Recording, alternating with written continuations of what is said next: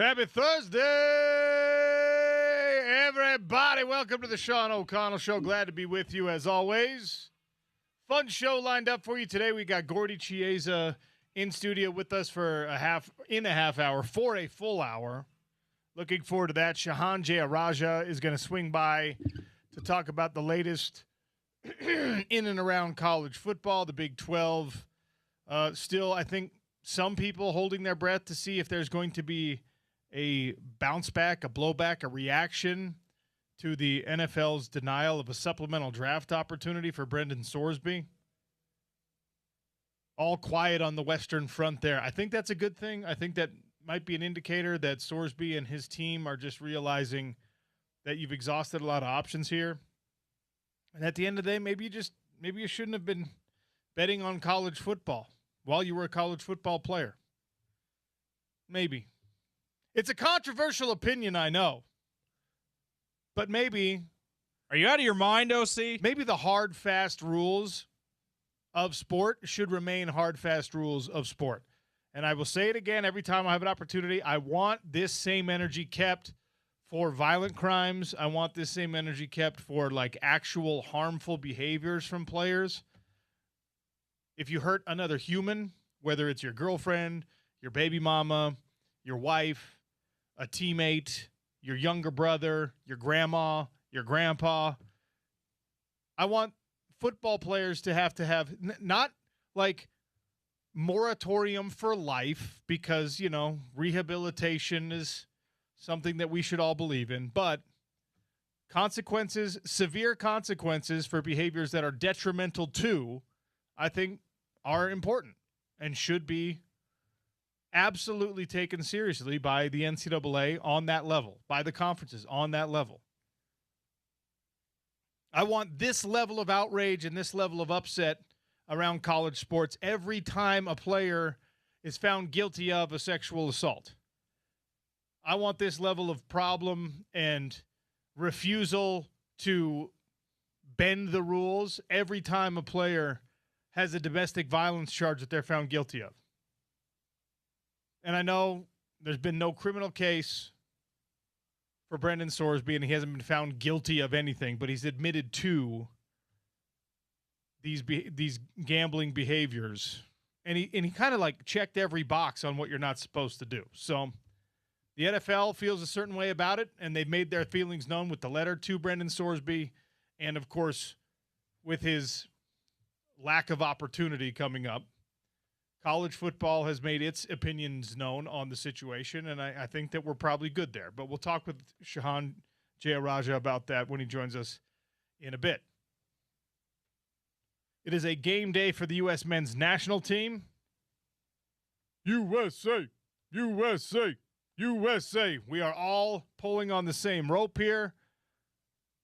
That'll be a night game, Turkey versus USA. USA has already won the group. We await their elimination round matchup. That'll be next Wednesday. That's it. Levi Stadium, is that right? Yeah, Levi Stadium, allegedly San Francisco. Santa Clara. Stadium, Wait. San Francisco Stadium, Do they call I think. it San Francisco Stadium? I'm pretty sure Ooh, they that do. Is bold. Well, so Gillette Stadium in Boston Foxborough Stadium, is yeah. Boston Stadium. I guess so, that's yeah. the way you got to do it. Because if you're like a German fan, if you're a fan from the Netherlands, if you're someone who came from DR Congo, and they're just like, oh, well, where are you going? What city are you going to in the United States? If you're like Santa Clara, people are going to be like, what? Well, that's when you have to say Where's that? That's a city. You have to say the state with it. I'm going to Foxborough. People are like, what? But if you say, I'm going to Boston, They're like, oh, yes, I have heard of Boston. it's kind of like all of us when you meet somebody from Tennessee, and they're just like, where are you from? You're like, I'm from Utah. Oh, cool. What part of Utah? Salt Lake. Like the greater Salt Lake City metroplex. Unless you like live in St. George, you're basically saying you're from Salt Lake. Yeah, the way that I described it, having lived out of the country for a couple of years serving the mission, I always told people it's St. George, Utah, a couple hours away from Vegas. Yeah. That's how I always said it. Because people know Vegas, they don't know St. George, Utah. I guess the line of demarcation is Cedar City. If you're from Cedar City, You could tell people you're 3 hours from Salt Lake, or you could tell people you're 3 hours from Vegas, basically. Yeah, that might be it. And you got to decide which one of those is more recognizable, which, by the way, it's Vegas. It's definitely Vegas. When you talk to people, in my experience is always talking to folks when I go to Africa, and I'm just like, oh, I'm from Utah. And they're just like, oh, where's Utah? Oh, it's in the West. It's in the mountains. Closest city you've heard of is Vegas. They're like, oh, it's near Vegas. Yeah, well, it's geographically, it's pretty near Vegas. It is very distant from Vegas culturally. They do the Vegas baby to you when you say and what happens there stays. Yeah, we know. Well, I mean, stays 5 hours away, but anyway. So it is the U.S. men's national team game day. I want this team to keep the same. I know that Mauricio Pochettino's got to do the right thing with the yellow cards. We talked about that yesterday with Pablo Mastroeni. We talked about that with Kreis a couple of days ago. You got to make sure that you do the right thing from a tactical standpoint, a player availability standpoint.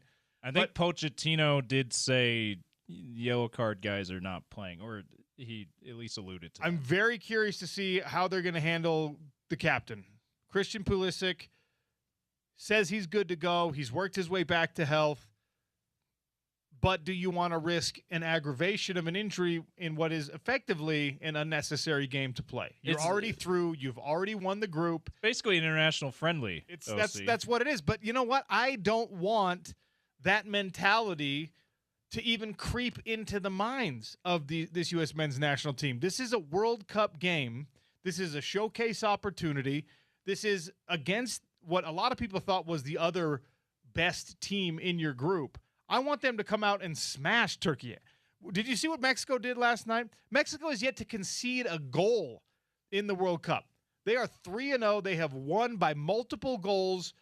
They have not given up a point as of yet. Meaningless game for them, too, last night. And it was meaningless, and they are through. Now, I don't think the level of competition is quite exactly the same, but that's the energy. Like, it's home field, right? Defend your turf. This U.S. men's national team, you want people to take you seriously. You want the conversation around the world of soccer to be like, hey, this is a team that's going to get out of the round of 32. This is a team that might get out of the round of 16. Let's get serious about them making at least a quarterfinal. Well, you got to go out and you got to, like, to some extent, put the foot on the gas pedal. And even if that's your reserves, even if that's your backups playing that hard, that's what I want to see. There's a delicate balance to be struck between risk-taking and managing your roster and making sure everyone's good for the games of consequence, the round of 32 game. If you do something tonight that compromises that, obviously I'm going to be sitting here and going, oh, well, why did you do that? What? Even hours after, I'm like, well, you can't take your foot off the gas pedal. You have to go for the neck of this Turkey team, who's, by the way, dejected, demoralized, crestfallen. The only redemption that Turkey is going to find in their World Cup is beating you. They want to spoil your fun. Don't let them have it. Thank you for Turkish Airways.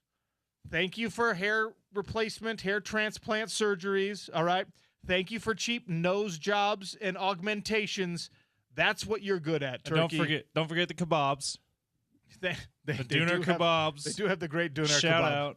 Shout out to Göbekli Tepe and all these cool ancient alien sites. We love you for all of that, Turkey. Constantinople, Istanbul. We don't want you to feel like you got anything out of your visit to the United States of America. Also, congrats on hoodwinking everybody into believing you're a European country when you are literally occupy the land that was Asia Minor, and you're in the Arab part of the world there, Middle East. But yeah, congrats on all that. You're going to lose tonight. Also, just with Christian Pulisic, obviously you have to be careful. That's Captain America, right? That's your best player. That's your captain. But I also think you gotta think about the fitness level too, right? He's missed he missed a match here. He's coming off of an injury.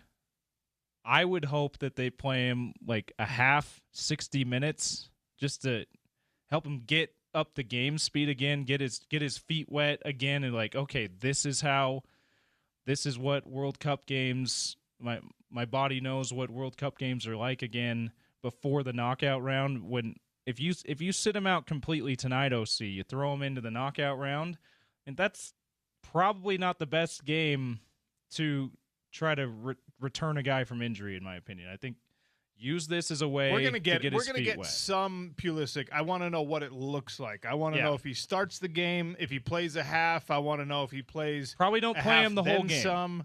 I want to know if he's kind of like positionally and tactically. If he's like playing a little Eric Weddle week 1 of the playoffs when they called him out of retirement. Just like be out there and put yourself in the right position. Give this other team a look. Somebody's got to mark you. Draw a defender over to you. But I don't need you in there battling for every loose ball header. We'll see. We'll see what it looks like. But it's a big game, even though it's not a big game, even though it is inconsequential to your advancement. I think as a tone setter and as a message to send to the rest of the field and a host nation responsibility, Canada's through, Mexico's through, USA is through, right? I want it to look like it did for Mexico. Already they've got a step ahead of you because they have yet to concede a goal, but you know what I mean. So we look forward to that. I wish it was on while we were doing the show today. It's been so fun having the 1:00 games for Team USA in particular. I'm actually bummed out that no games. Like, it's a late slate of games today. Ecuador, Germany at 2:00. Curacao, Ivory Coast at 2:00. Japan, Sweden, and Tunisia, Netherlands are both at 5. Paraguay, Australia, and Turkey, USA, both at 8:00. Which game are you watching? Paraguay, Australia, or USA, Turkey? Just kidding. YouTube TV multi-view right there. If you're fancy and you have the YouTube TV.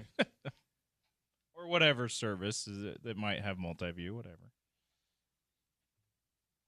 Spence is going to have lots of soccer on during his show, so he's going to have the advantage there. The joy and the pain of being an NBA or NFL or Major League Baseball or NHL draft pick on display in the second round last night for BYU's Richie Saunders. He ends up going with the second pick of the second round. He's taken 32 overall. He's going to Memphis.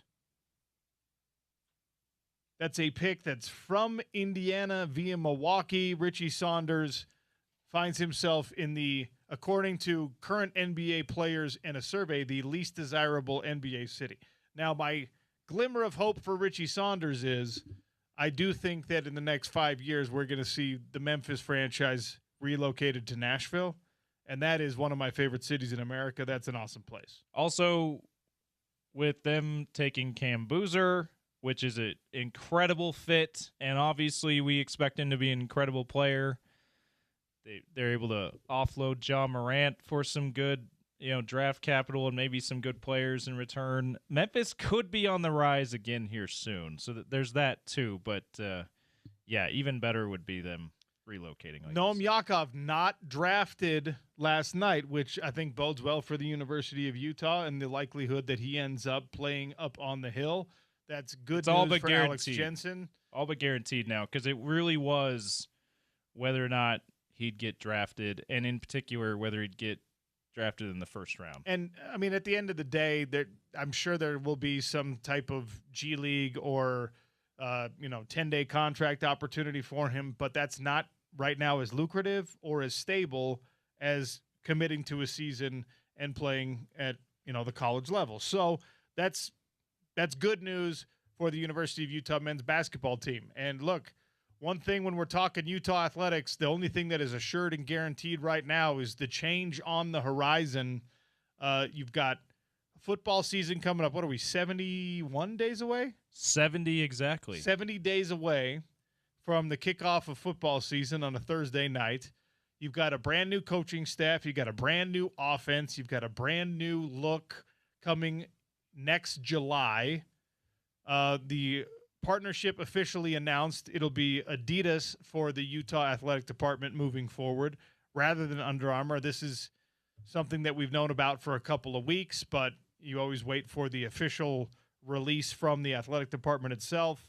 The financial terms of this look like it's kind of a net neutral when it comes to the money in the situation, but I think a key aspect that you can't overlook, but also you can't get overly excited about, so maybe a net neutral in its own right, is that this Adidas deal comes with increased NIL opportunities for Utah athletes. So they're going to give you your $6.5 million per year or whatever from the merch and cash standpoint.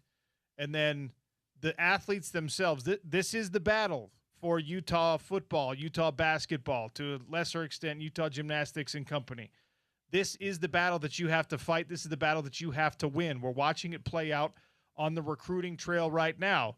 The on threes and the folks that, the Ute zones, these guys are right now really diving into this recruiting stuff. You've got this slew of commitments coming in, and a lot of it is really good news. 3 and 4 stars, locals, staying on top of the Utah kids. I know that's a priority for Morgan Scally and his staff, and it should be. This is a fertile recruiting ground in the nation now for elite football players. Unfortunately, the SEC knows it. The Big Ten knows it. Michigan especially knows it.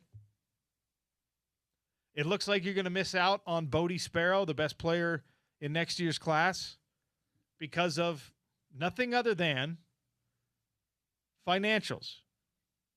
Great kid, great family. Shout out to Ty Sparrow, his dad, two-sport athlete at Weber State University.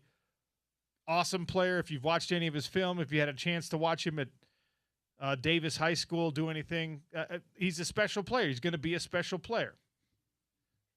Looks like his services are going to be taken out of state. And the money, no matter what spin anyone wants to put on it, the money is the thing that is going to cause this problem or the continuation of this problem for Utah and even still for BYU, because now that you're prominent enough programs that you're going after the same kids that Oklahoma and Oregon and Texas A&M and Alabama and Texas are going after, now that they have discovered what high school football in the state of Utah really looks like, what the Polynesian, especially community in Utah, provides in terms of upside and talent. Now we're talking about getting into an arms race that you really have to figure out a way to win. And if this Adidas deal does even one extra inch of work for you on that, then it's worth it. It was worth it to get away from Under Armour in the first place, in my opinion. 877-353-0700. I know everybody's asking the same question. We're here, home of the Utes, Adidas, it's official. Is that a downgrade, an upgrade, or a neutral for you? I think that until we see what the uniforms are actually going to look like, you can't say it's anything better than a neutral. I don't think it's a downgrade. I like Adidas more than I like Under Armour. That could be a personal preference thing.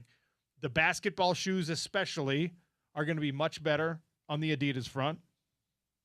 And if now elite Utah student athletes, we're always going to have access to Under Armour's NIL opportunities as well, right? It's not officially, as far as we know, it wasn't officially written into the Under Armour contract or the Under Armour offer for a re-up.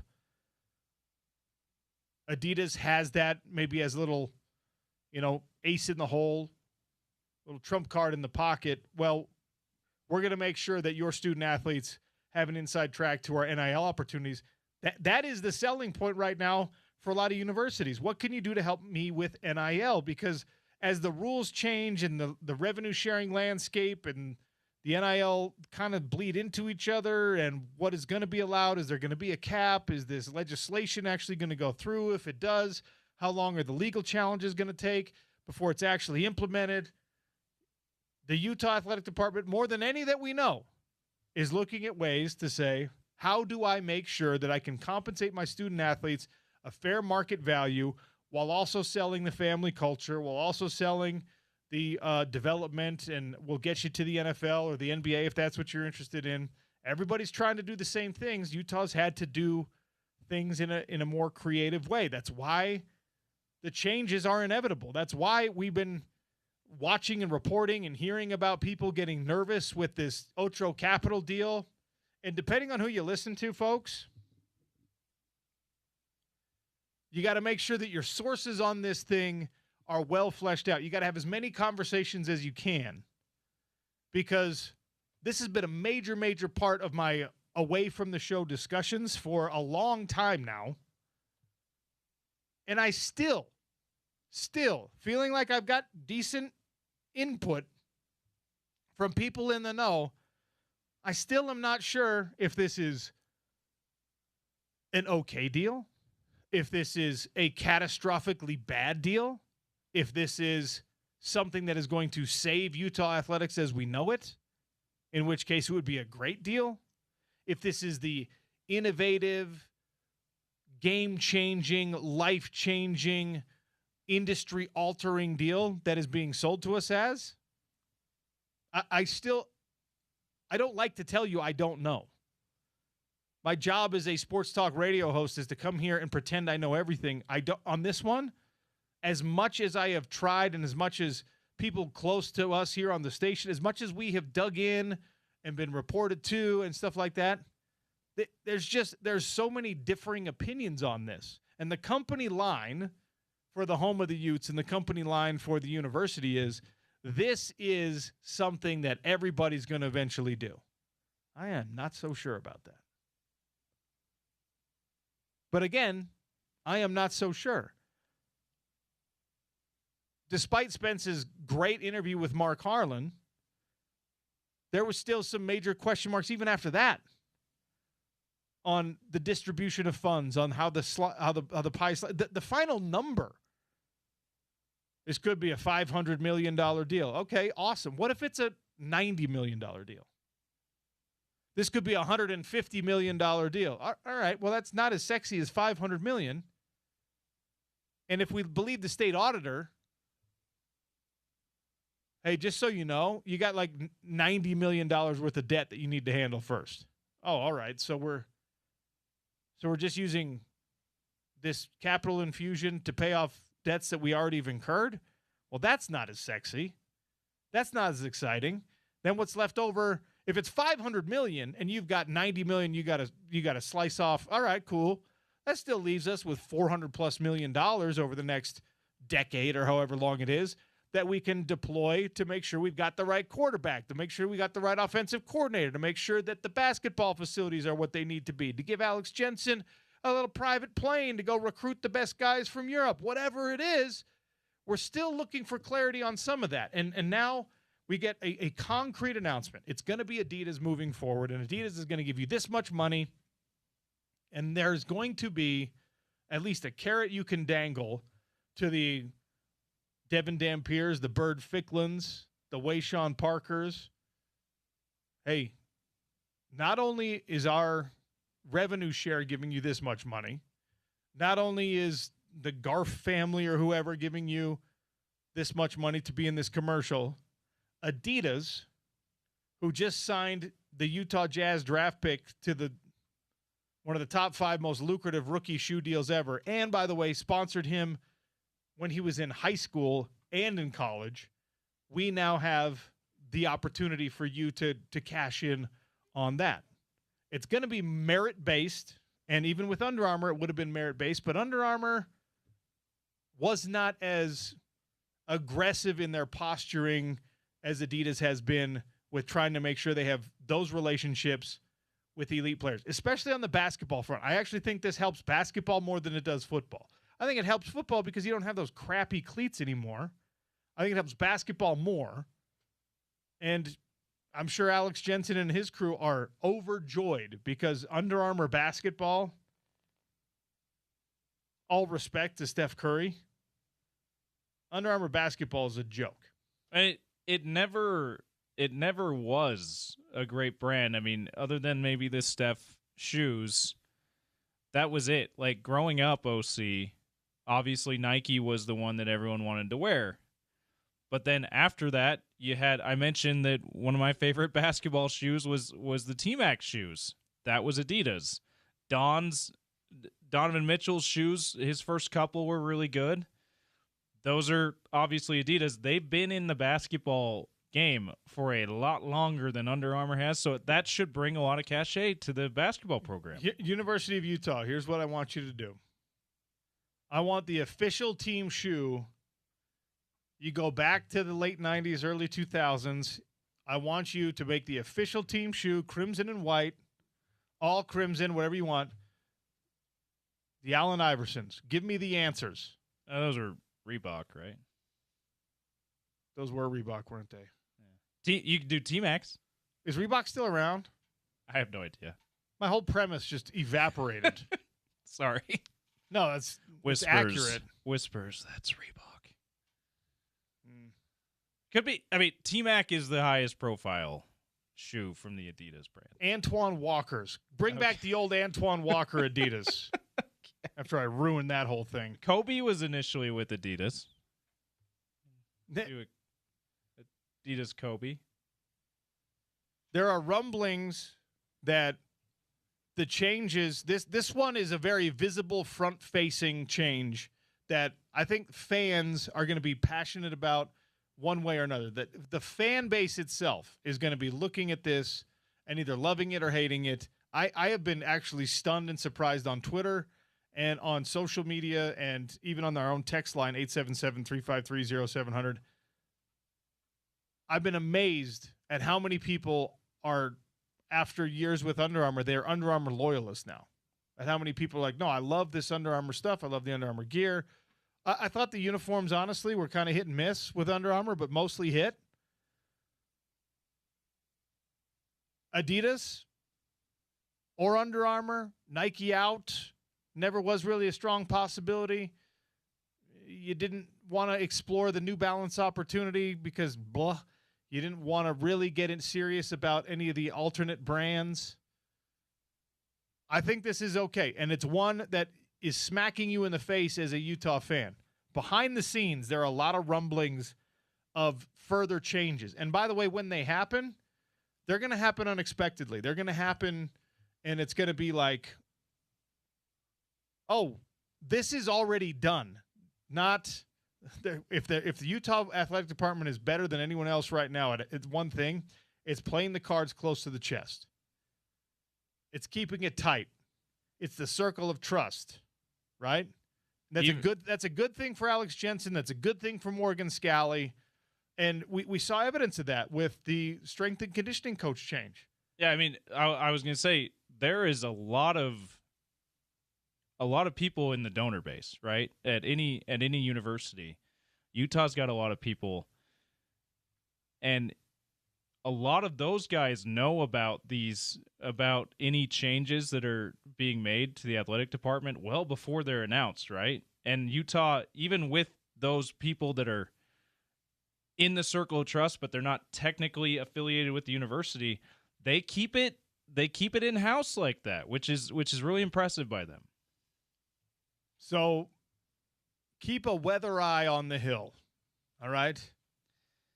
I think if the beacons of Gondor are lit, you're going to see the smoke before you realize it's coming. Yeah, and I would venture to say if the rumors that have trickled down to us, OC, turn out to be true, the two announcements that have been made recently, the Otro Capital deal being signed and this Adidas deal, are the two that the university would prefer that you give your most attention to and talk about the most, probably. I think that if we get any of the other things that we're hearing about, it's actually going to be right around Big 12 Media Days, maybe slightly before, which are coming in less than 2 weeks now.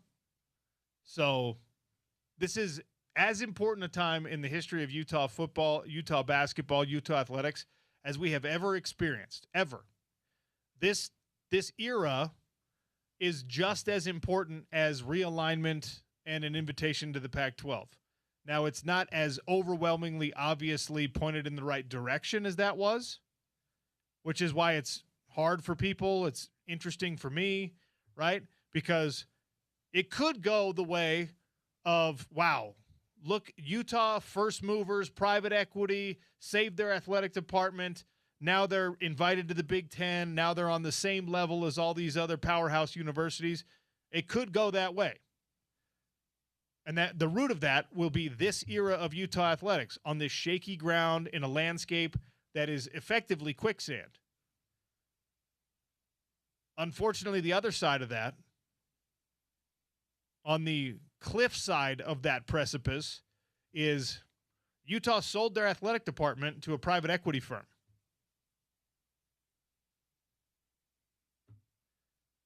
We don't know.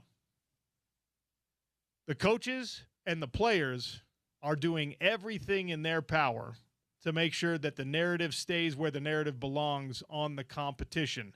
These things are beyond their control. I cannot wait for the season, for practices, for football. Because you know what? When I'm watching that, I know what I'm watching. I feel more like I know what I'm watching with the soccer, with this World Cup, than when I'm taking phone calls, making phone calls, reading articles about private equity and about legislation to protect college sports and all that stuff. That is not my department. That is stuff that I don't want. It's like when we did those 200 consecutive shows during COVID about like, hey, make sure you're wearing a mask, but also the mask probably doesn't work.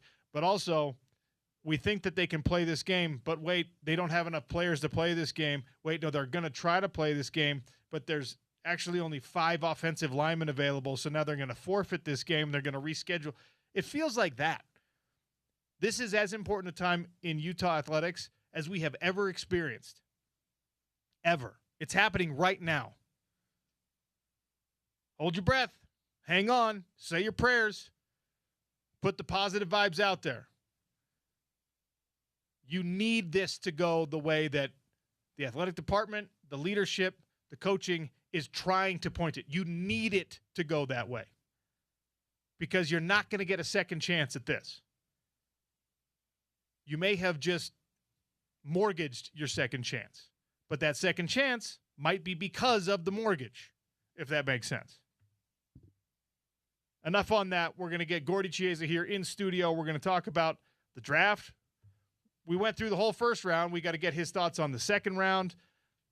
Huge trades continue to happen in the NBA. Huge trades continue to be rumored in the NBA. It's a Thursday edition of the Sean O'Connell Show. We are rolling on ESPN 700, 92.1 FM.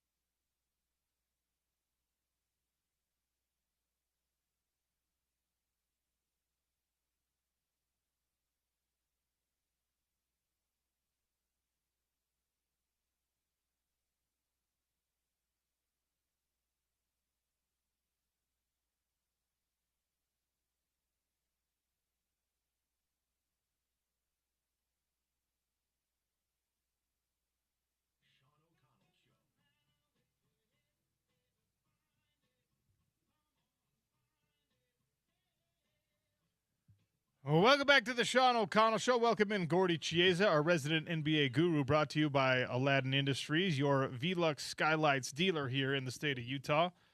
Gordy, I feel like I haven't seen you for, well, I let you take the day off yesterday. You didn't have to deal with me at all yesterday, but now you're back. Hi.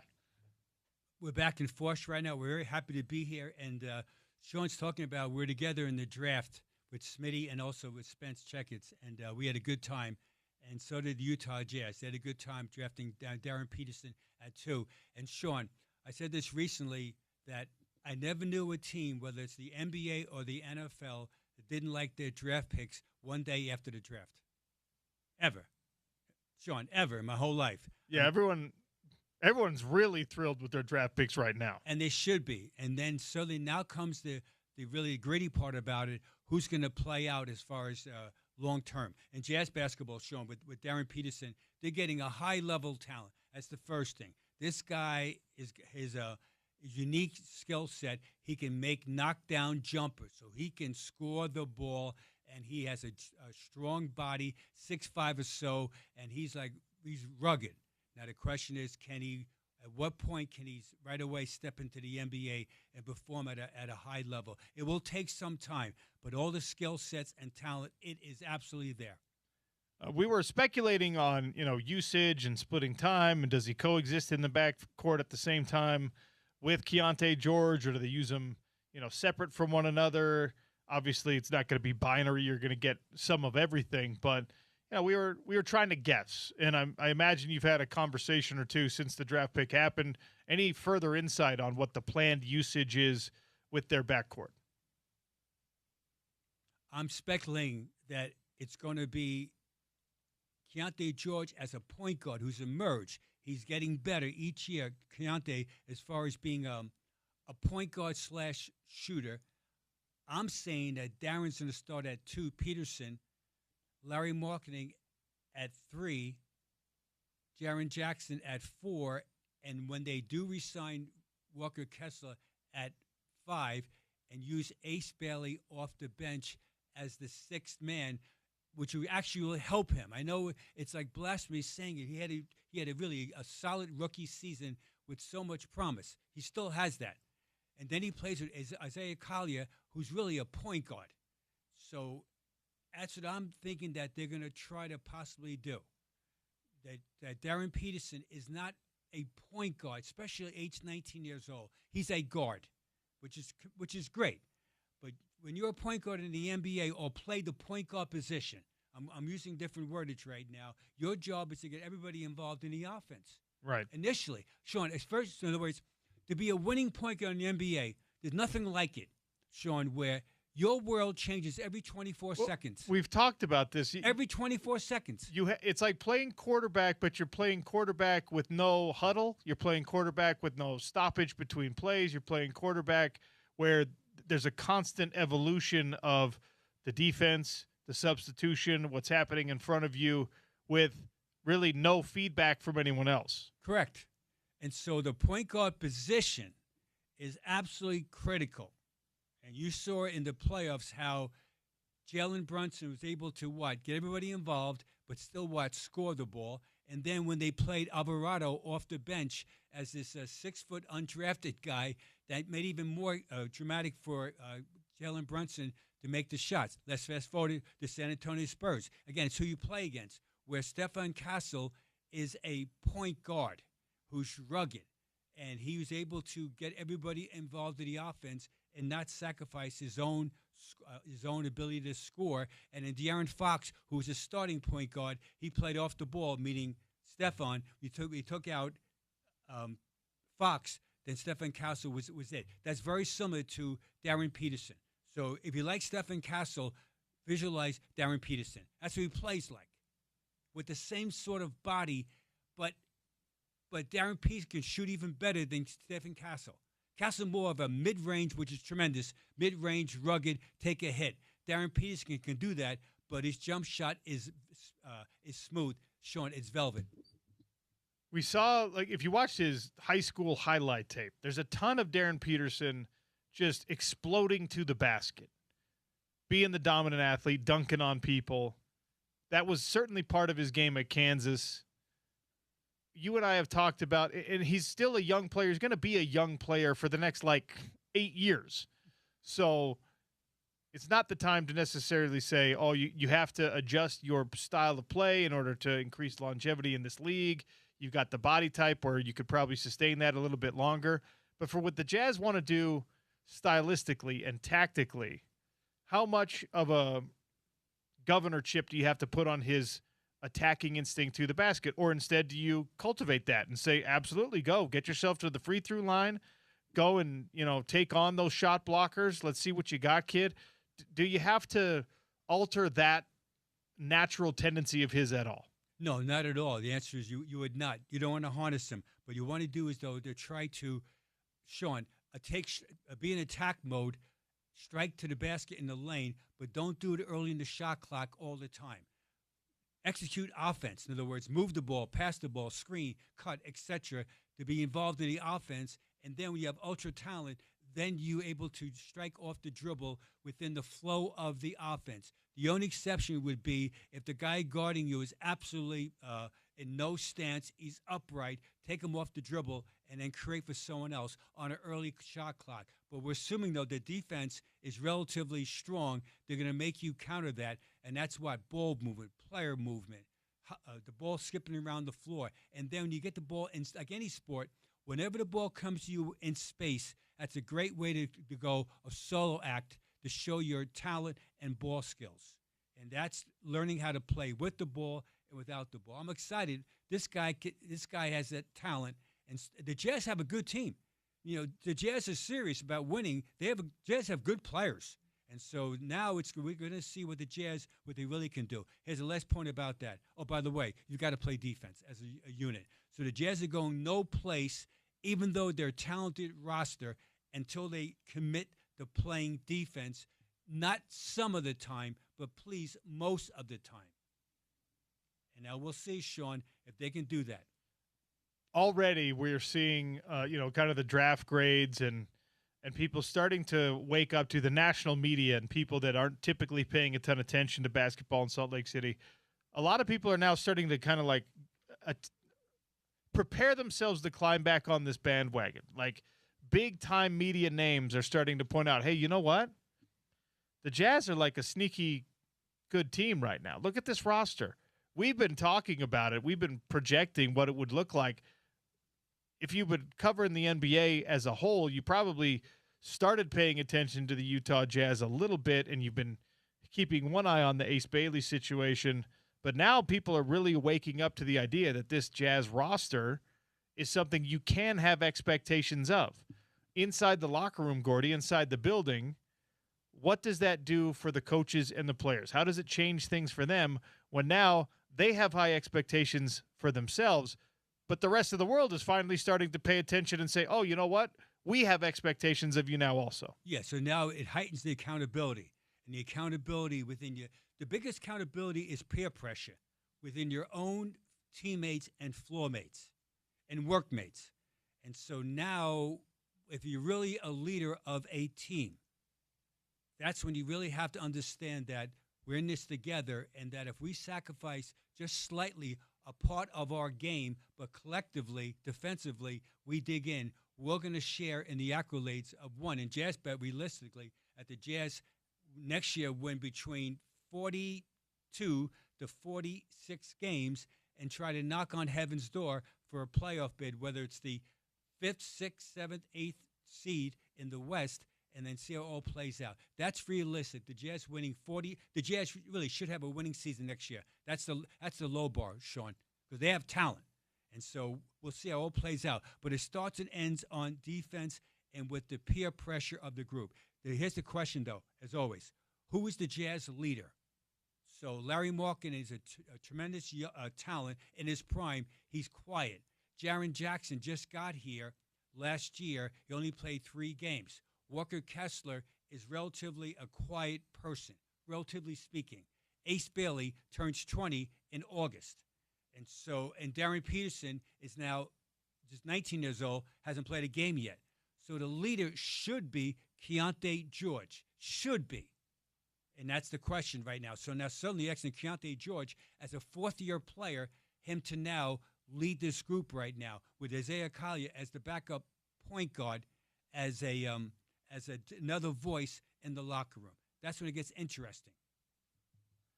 We've got Gordy for the next 45 minutes or so. We're going to take a break here. When we come back, there's trades still happening around the NBA. Should the Jazz get involved in any of these trade discussions? We've got our NBA guru. We're rolling. It's the Sean O'Connell Show on ESPN 700 and 92.1 FM.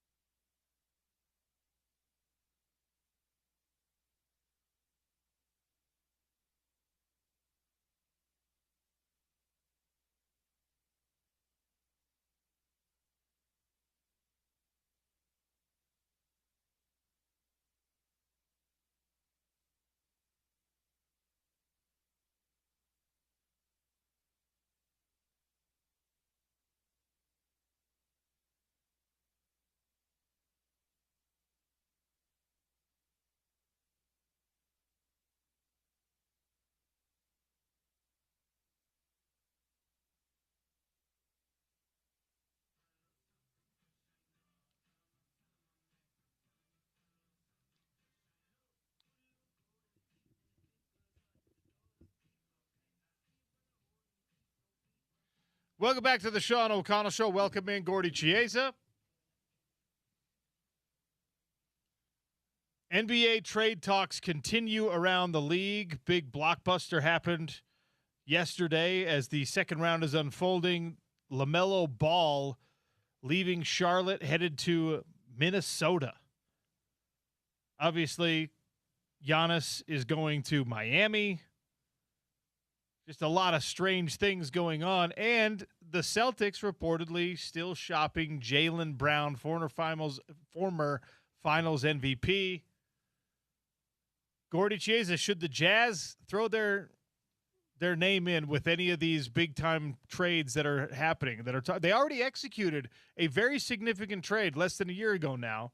Jaren Jackson Jr., former Defensive Player of the Year, coming to Salt Lake City. That was a big trade.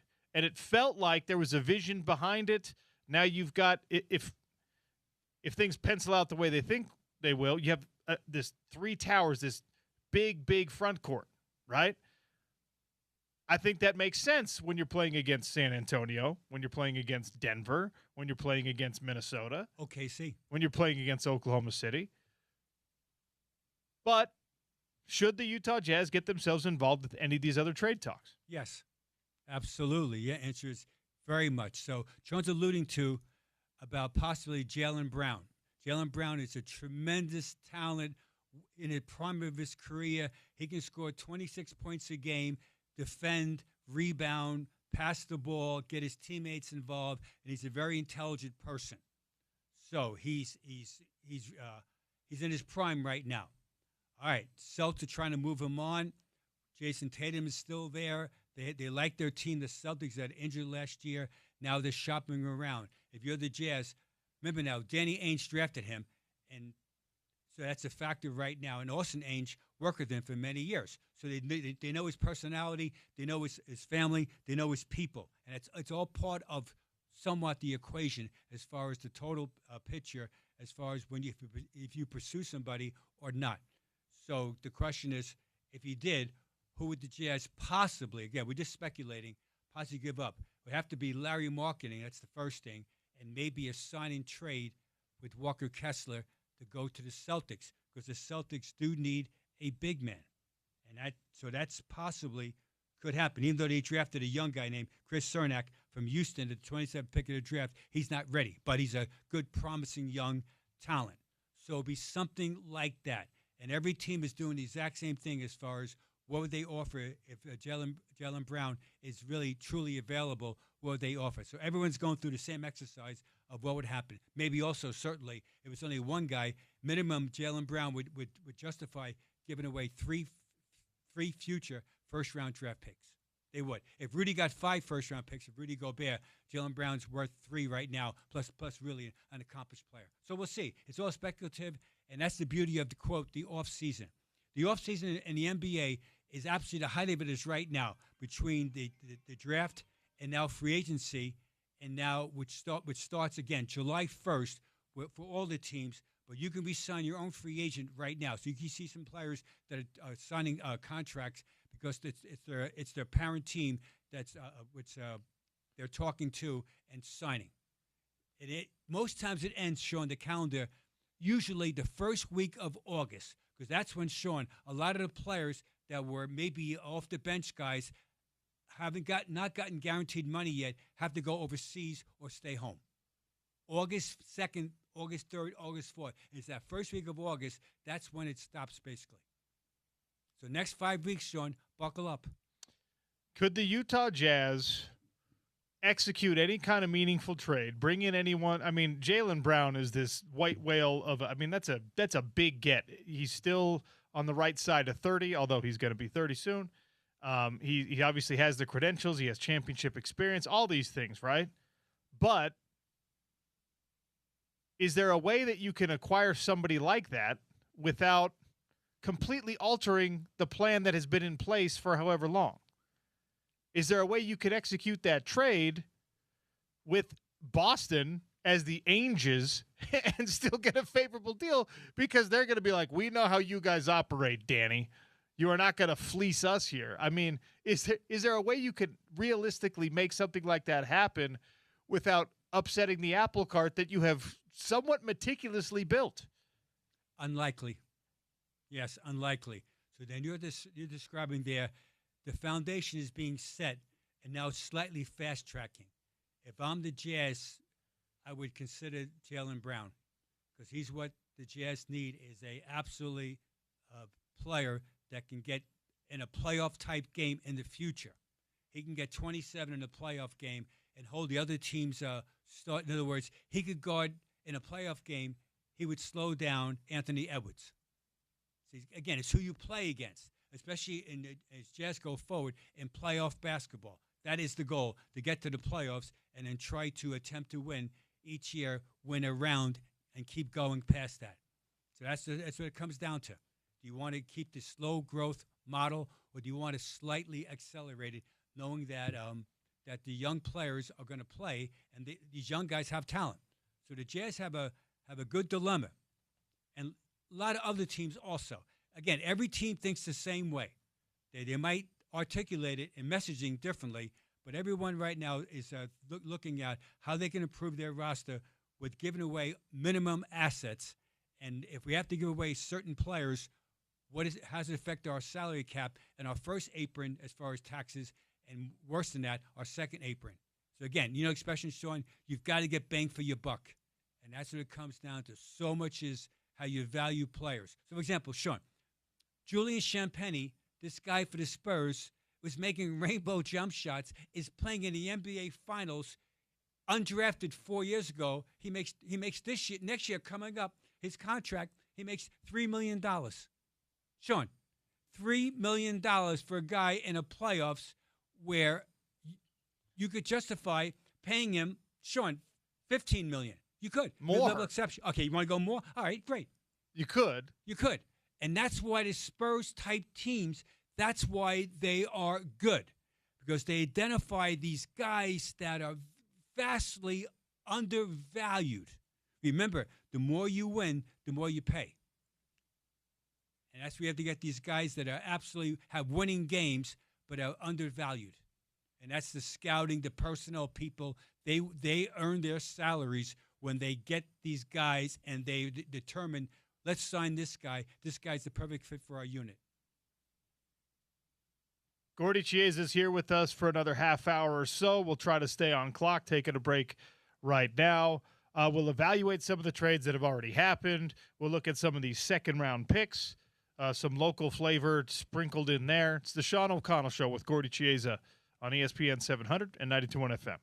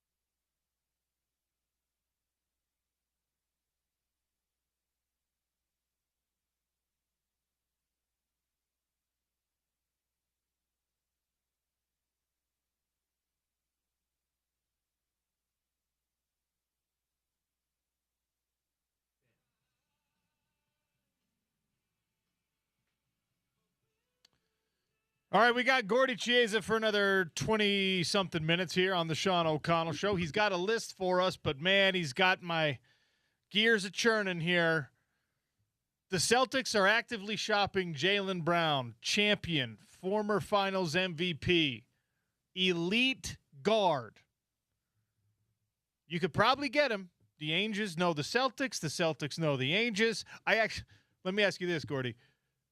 Because of the intimate knowledge that those two parties have with one another, does it make the deal easier to execute or more difficult to execute because the Celtics know how savvy and good and how Ainge usually wins these trades? So are they gun shy making a trade with him, feeling like, oh, he's getting one over on us? No, the answer is no. They know each other very well, and it's going to be equal footing. Okay. Brad Stevens is very talented general manager, done a great job also replacing his former coach and replaced Danny Ainge with the Celtics.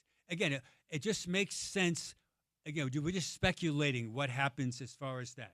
So Walker Kessler, restricted free agent, the Jazz offered him, for the listeners, they offered him the largest contract ever in the history of the NBA for a non-All-Star center.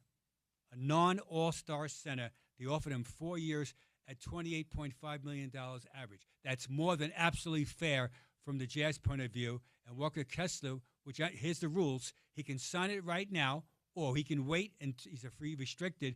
Teams could bid on him on July 1st. The Jazz have 48 hours. Once they receive the actual bid from that other team, they have 48 hours to execute whether to say yes or no. If they say, yes, we want him on our team, the Jazz, then the Jazz could right away pivot into a sign and trade with another team. So you have to first accept the terms, meaning the Jazz, we want him on our team, and then sign and trade. Okay, let's say that the Celtics want Walker Kessler anyway, and they're willing to offer him, they'll tender him an offer sheet because they're losing Vucevic, right? They're losing their center. Free agent. So you say, all right, we're going to price the Utah Jazz out of Walker Kessler. I don't think they can do so quite so easily because right now they've got Jaylen Brown and they've got Jason Tatum on the books. That doesn't feel like a real mechanism for the Boston Celtics to get Walker Kessler. So in that case, a sign and trade with Jaylen Brown coming back and his number coming off the Celtics books would make more sense even from the Boston side of things. Is that accurate? Yes. So we'll see. These are all discussions. Expressions shown in the war room. Yeah, the war room. In the war room is this place where everybody goes as far as the personnel people in the off season. And even though it's sunny here in Salt Lake City, it's beautiful, 97 degrees. Make sure you have your sunglasses in right now. In the war room, Sean, it's always cloudy. The war room is always cloudy. Sean, the windows are closed. It's like the situational room where everybody's talking about every scenario. Everyone's on the phone on the personnel side. They're seeing what actually could happen. That who's available, who's not being truthful. Are you being truthful? Remember, everyone's trying to get the best deal for them to give away the least assets. That's perfectly normal in every business. What you like to do in any transaction. Oh, by the way, you win and we win. That's perfect scenario. And speaking of winning, Sean, here's the question with the T-Wolves and the Hornets yesterday was that big trade where the T-Wolves, who went to the conference finals 2 straight years until this year, they made a generational trade for LaMelo Ball, who turns 25 this August 22nd, to go to the T-Wolves, leaving the Charlotte Hornets, and Josh Green, a two-guard wing, who's actually underrated defensive player, to go to the Minnesota T-Wolves, and the T-Wolves trade to the Hornets Naz Reid, who's a stretch big man, who's got value, who can make open threes, plus a 2033 unprotected first-round pick, and also 3 first-round pick swaps, and also 3 second-round picks. So, Sean, getting back to our discussion about Jaylen Brown, your eyeballs are popping out where 3 first-round picks. This is Naz Reid. This is LaMelo Ball. Yeah. See, remember, Rudy Gobert, when the Jazz traded him, the Jazz got back 5 first-round picks. Now, they didn't use all of them, but they got back for Rudy. So this is how the NBA works. Also, in 2033, Sean, it might be 8 different changes in the draft system by then. Remember, this new draft There's thing, already going to be one. That's exactly right. So there's a 2-year window as far as the draft situation, as far as the rules. They're going to reassess it and reevaluate in 2029. Sean, this thing is 2033 unprotected first-round pick that the Hornets acquired. So this is how crazy it is long-term out. Now, quickly, as far as what happened with the T-Wolves, now the starting lineup should be who the Jazz play against the Wolves in the exact same division right now. LaMelo Ball at 1, Anthony Edwards at 2, all-star. At small forward should be Josh Green as a starter. They move over Jaden McDaniels as a stretch forward. Remember now that in the last week or so, the two T-Wolves have traded Julius Randle and Naj Reid in the exact same week. And the starting center should be, obviously, Rudy Gobert. So, and then remember now. They're trying to go a little smaller? Yeah, so it's smaller. Remember, Dante DiVincenzo, who's a very good player, he's out until next April with the torn Achilles. He's out. He is absolutely out. He will not play all of next season. So by getting LaMelo Ball, they got someone that can step in and be a start, all-star potential. He's an all-star already, matter of fact. He's an all-star, but they will help to play with Anthony Edwards in lockstep. All right, who'd they draft, the T-Wolves? Just quickly. They drafted Joshua Jefferson at 28. He's really a good all-around player. So he'll come in the game off the bench and give them like a playmaker as a small forward. And they also drafted Isaiah Evans, Sean, who should have been a first-round pick. Everyone that had him between 20 and 25. He drops to 33. He gives them a 2-guard that can shoot. So the T-Wolves, they've gotten better. They've gotten better by doing this. And if you're the Hornets. See, LaMelo Ball, sometimes, Sean, he has a 3 o'clock in the morning problem as far as driving. Yeah. He has a problem. He speeds. He likes to go too fast in his fancy cars. The T-Wolves are saying indirectly, well, on our team, he'll mature more, and that we'll do a better job of getting him as far as in the straight and path. How do you like the idea of LaMelo Ball and Anthony Edwards on the court at the same time? Both guys who are going to want the ball, want to take the last shot, want to have the opportunity on the inbound play with 4 seconds left. How do you manage that? You do, because LaMelo Ball, even though he averaged 20 points a game, he knows coming in now that Anthony Edwards is the guy. At Charlotte, he was the guy. Yeah. So there'll be a slight adjustment, but he also averaged 7.1 assists. And so in his development, again, I mentioned he's only 25 years old this August. He should make a slight adjustment mentally where he's a close number 2 to number 1, and that we both fell short in the playoffs so far, and that if we get this right, we can do a lot of serious things in the West. That's going to be the narrative, and will it work out? My instincts tell me it's going to work out. Also, A-Rod is there as the owner. So if the A-Rod, being a professional athlete all his life, he has enough juice and mentality, via baseball or not, to get these guys to sacrifice slightly, that's a catchword, slightly their game for the betterment of all. Also, last point, Chris Finch is what? Tremendous coach. Vastly underrated, Chris Finch. So it does make sense. Do you like the other moves that you've seen around the NBA? The splash headline, of course, is LaMelo Ball and that Minnesota trade. You got some guys re-signing. Al Horford is going back to the Warriors. Man, 20 seasons in the NBA for Al Horford.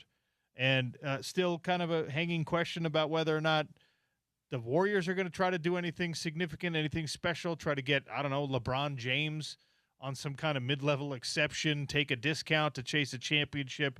But Horford, at age 40, is coming back on a 2-year, $14 million contract. Yeah, 7 and 7. It makes sense.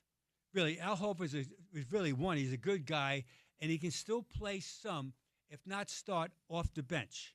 And so at $7 million a year for the next 2 years, is that he'll contribute to the Warriors. LeBron going to Warriors, considering it does make sense for them. Can I try to stump you with a trivia question? Sure. How many NBA players have played 20 seasons? Okay. All right, let me see off the top of my head. There would be Vince Carter is the most. Yes. Robert Parrish. Yeah. Kareem Abdul-Jabbar. Yeah. Udonis Haslem. Yes. Okay. All right, Udonis Haslem. By the way, I totally put Gordy on the spot with this, so he's already just rattling off the list without any kind of pre-preparation here. So you're 4 for 4 so far. Okay. 20 years in the NBA. All right. It would be Dirk Nowitzki. Yes. Okay, that's 5. All right. Kobe Bryant. Yeah. Okay, 6. This is incredible. All right, 6. How many's left? Horford will be the 13th overall. 13. Okay. Okay, so you six. got 6 more names. Okay. All right. Kevin Willis. Yes, Kevin Willis. Okay. You're getting the guys that nobody else is going to get. Yeah. Give me a hint. Oh, LeBron James. LeBron James. Okay. Right? Yeah, the obvious. Yeah.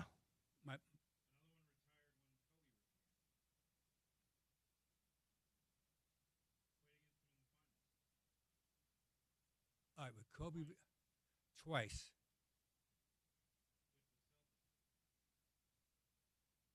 Kevin Garnett is one. Oh, Kevin Garnett. Pardon me. Okay, excuse me. You got almost all of them. So it's LeBron James, Vince Carter, Chris Paul, Dirk Nowitzki, Kevin Garnett, Kevin Willis, Robert Parrish. Kyle Lowry is one I definitely would not have gotten. Yeah, well, actually, I coach Kyle. You got Udonis Haslem, Jamal Crawford, Kobe Bryant, Kareem Abdul-Jabbar. Absolutely. And all those guys, what they have in common besides talent, that basically they kept themselves in shape, and the big guys ended their career, they showed value as far as just being like almost like a defensive type player. So like Robert Parrish, those guys type. When he was younger, he was a scoring force. Kevin Willis, same thing also. So the bigger you are, the more years you get as far as adjusting your game. So 13 guys in the NBA, and now Al Horford. The big guys, all those guys played the game on the floor. They're all, we call them grounded players versus what? Go airborne. The more times you go airborne in a game, like including when Kobe Bryant made that adjustment, so did Michael Jordan. If you keep going airborne all the time, there's too many hits in your body up in the air, you're going to crash to the floor, and the chances of getting hurt are dramatically higher. And the adjustment you make, you still go airborne, but not as much to keep yourself as far as what? Be able to hang in there all those years. So Kyle Lowry played for the 76ers. He had won a championship with the Toronto Raptors back in 2019. We had him in Memphis when he was a second-year player. When I was director of pro personnel, we had him there with a young Mike Conley rookie season also. And so good for those guys. So Al Horford with the Warriors, excellent. All right, let's go, Sean, with the Lakers though. Wait, I don't want to interrupt you.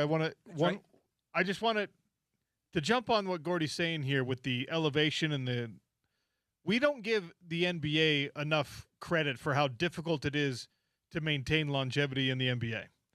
I just looked up how many players in the NHL have played 20 or more seasons. Remember, the number for the NBA is 13 total players have made it 20 seasons or more in the NBA. The NHL, long season, incredibly physical. 73 NHL players have played 20 or more seasons. Chelios and Gordie Howe played 26 seasons each. That's ridiculous. And then I was like, okay, but hockey guys are hockey guys. They're crazy, right? What about Major League Baseball? Well, Major League Baseball, even longer season, a lot less physical, let's be honest. 173 Major League Baseball players have made it 20 or more seasons. And then the NFL, the one that we always consider to be the most strenuous, the most difficult physically, whether that's true or not, we don't really have a good perspective on. How many guys have played more than 20 seasons in the NFL? James, do you think it's higher or lower than the NBA? I think lower. Gordy, do you think it's higher or lower than the NBA? Higher. More players, though, so that could be a reason why it's higher. 23 NFL guys have gone 20 seasons or more. So longevity in the NBA by these numbers, and yes, the rosters are smaller, et cetera, et cetera. Yes. Longevity in the NBA, harder than any other Big Four professional league. Just thought I'd point that out. No, I'm glad you did. And that shows you the ability to mentally stay sharp and want to compete, but also your body. You're able to train your body and adjust everything as far as your eating habits and sleep, as far as getting a proper sleep, but also understanding your role. And you're almost like an assistant coach somewhat, or as you get older. You're 40 years old. Like Al Horford right now is a quasi, he can still play the game, but he's a quasi, almost like a coach in the locker room. And now Udonis Haslem, his last 3-4 years with the Miami Heat, even though he's listed at, and that's Kyle Lowry also with the 76ers this year. He hardly played in the game, but he played in practice to help the guys out. So it's hard to do. Remember, John Stockton and Karl Malone here in Utah, John played 19 years, still top of his game at age 41, and Karl played here in Utah 18 years and 1 year with the Lakers, and Karl was still at the top of his game. Those guys could have played even longer, but they made a decision to move on. Moving on also, L.A. Lakers now. They have a interesting, they just signed undrafted 5 years ago, Austin Reeves, to a new contract, 4 years, $185 million. So just think about Austin Reeves' saga. Undrafted, plays in the G League, gets a two-way contract, and then 5 years later, he's now making $185 million total for the next 4 years. It comes to next year, he makes $41.3 million, 27-28, $44.6 million, 28-29, $47.9 million, and Sean, 29-30, he makes $52.2 million. 5 years ago, people thought, is it Austin Reeves or Superman Steve Reeves? Can you imagine? I mean, being a G League player right now and seeing this, you're at the end of your rope, you're riding buses, you're flying commercial if you're lucky, and you're just like, I don't think I can do this anymore. Two-way contracts, 10 days. This is torture on me and my family. And then you see a guy that was in your shoes 5 years ago sign a contract like this. That's the thing that'll keep you going. Oh, very much. And that's a great incentive for players, that you've got to be able to. The mental focus is so important. Yeah, yes, you have skills. Yes, your body's really sleek as far as your fast twist.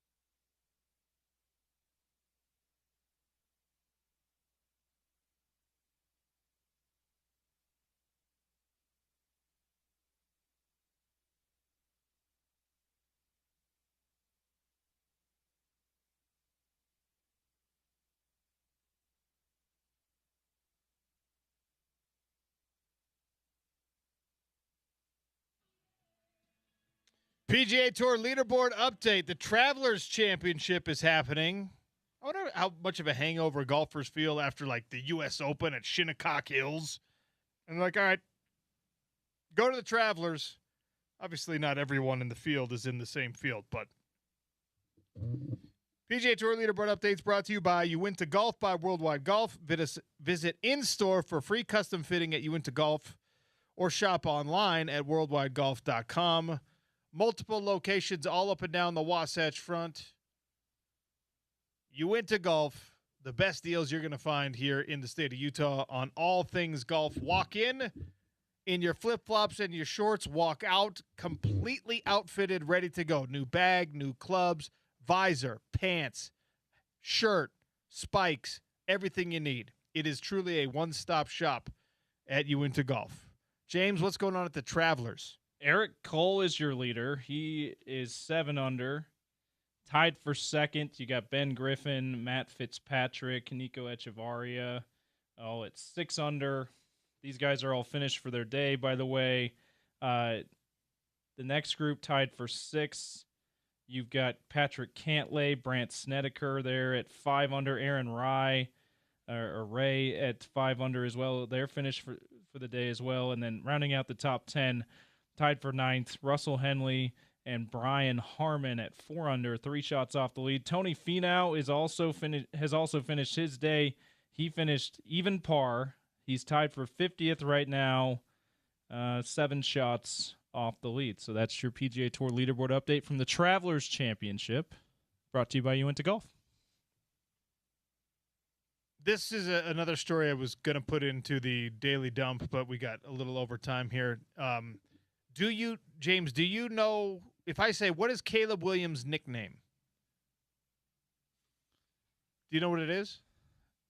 He just tried to steal. He tried. By patenting. I don't, though. Do you know what his nickname is? No. Does anyone? 877-353-0700. I'm going to give you 30 seconds. Text me if you know. Does Caleb Williams have a nickname? The most Caleb Williams thing ever, by the way, would be to give yourself a nickname. Yeah, what is the one that he just tried to patent that we're like, oh yeah, the Iceman. Iceman. He just denied, he was denied the patent. George Gervin and his camp were pretty upset about him trying to get that patent. You know what's so funny about it is, like, there's redundancy on the Iceman nickname here. George Gervin, you go old school.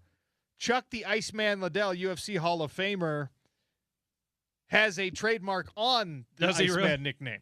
See, that one's probably okay even with Gervin's camp because, yeah, I just feel like that's a lot different.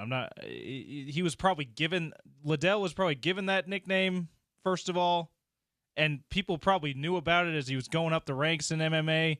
Not just right when he becomes a UFC champion, all of a sudden he's like, I'm the Iceman. That's what it feels like Caleb Williams was doing. That's exactly. He calls himself the Iceman, and it's like, stop trying to make fetch happen, okay? Yeah. No one is calling you the Iceman, Caleb Williams. You also got from Top Gun, you got the Iceman too. Probably pretty upset about that. You know what I think he should call himself? Nails, because we all know him for his nails. Yep, there you go. And nails can be construed in a positive way. Dude's nails. It also it has a connotation that you're clutch. Nails, right? And that's what the Iceman is supposed to be too. He attempted to trademark Iceman, and it has been booted out. Not though because of George Gervin, not because of Top Gun, not because of even a trademark possessed by Chuck Liddell. Guess why the U.S. Patent Office rejected this thing? They just said, rejected. You can't nickname yourself. Case closed. That should be one of the clauses, that one of the things that they can exercise. Just be like, who gave you the nickname? On the application, you have to have like documentation of who gave you the nickname. And they put self as an option, and if you check self, automatic DQ. Denied. Although they didn't do that for Kobe and Black Mamba, but I digress. The U.S. Patent Office rejected this because there's a 1988 trademark by Lacrosse Footwear for insulated boots. Oh. And they're just like, the the trademark you're applying for is exactly this lacrosse footwear trademark. Sorry. So They Liddell, have boot and boot liners yeah, that are they're trademarked Iceman. that kind of makes sense for cold weather boots. So here's the problem. Williams had applied for trademarks in all categories, so including clothing. Oh. And Chuck the Iceman Liddell probably doesn't have the brains to be like, I'm going to put Iceman on a T-shirt, right? Like, love the guy, but he has punched his brain cells out of his ears. And so I don't know what he applied for. He was granted his trademark. Caleb Williams wanted trademark for clothing. He wanted it for athletic bags, water bottles, sporting goods, a website, entertainment services, in addition to clothing. And the U.S. Patent Office, honestly, it really does kind of seem like there's like, we don't like you. No, you can't have it. Yeah, because now I'm curious why Liddell, he's also, able to trademark with Iceman. Remember, though, whoever's in charge of this U.S. Patent Office, they're crazy right now because they rejected the Athletics. Do you remember this? The Las Vegas Athletics? They rejected the patent that the Major League Baseball team was trying. They're like, nope, it's too general. You can't just be called Athletics. Anything could be Athletics. And they're like, but we have Oakland Athletics. No, we're talking about. We already own this. And they're just like, nope. This Athletics. Yeah, we're talking specifically about baseball team athletics. The A, we want that. And they're just like, nope. So there's a power trip going on right now. I didn't like it when it affected the athletics baseball team. I kind of do like it when it's Caleb Williams trying to call himself Iceman and everyone be like, nope, you're not Iceman. Same office too, right? That rejected Utah Yeti, I would think. Right, because of Yeti coolers. That one actually made sense. But yeah, and we're happy with the Mammoth. I know you in particular, like we're doing a victory lap there because you knew that meant your favorite name, the Mammoth, was going to be. Yeah, we're excited about. And the we've Mammoth. rallied around it. I think everyone agrees. How weird would it feel now, right? It's like after you name your kid something, and then you remember like your son. What was the second option for your son's name? Do you even remember? Yeah, Henry. Henry would have been cool too, though. Yeah. That's probably bad example. If we have another boy, he's probably going to be Henry. Well, we're going to call him Hank. Yeah, and Hank. Yeah, exactly. Okay, so that was actually a really bad example. Like all of my kids, the second option, were just like, what if her name was that? That would be weird. See, okay, I'll give you mine. Okay. So I'm obviously James. Yeah. I'm named after my grandpa, same middle name. But my mom wanted to name me after her favorite uncle and my dad. My dad's named Jeffrey, and her uncle's name is Alan. So I would have been Alan Jeffrey, not like Jeffrey middle name, but they said we would have called you AJ, which I am like, okay, that is so different than how it turned out. If your name was AJ, that doesn't fit. No. James fits. AJ doesn't fit. Yeah, it feels Yeti so now different. doesn't fit. Yeti's like, no, that would have been weird if we were called them that because they're the Mammoth. So, and by the way, someone on the text line, I credit you, 8123. Somebody did know that his nickname was Iceman. I guess. They probably remembered this story from the Daily Dump a few weeks ago. Iceman. And then I love the next texter too, who said, "Is it fingernails?" Which is what we offered as what it should be. Yeah. At Real OC Sports, go vote on the poll I put up today based on our interaction with Gordy Chiesa. The Celtics give you Jaylen Brown. The Utah Jazz have to send Walker Kessler, 3 future first-rounders, and Bryce Sensabaugh. Do you make that trade? 44% of the respondents so far say, yes, I will make that trade. 56% say no. So 877-353-0700 at Real OC Sports on the poll question. We gotta train people. We got to fire them back up. We got football season coming. We got over-unders. We got stuff we're going to have to do some polls on. All right, we got to take a break here. Hour number 3 begins with Shahan Jayaraja next. It's ESPN 700 and 92.1 FM.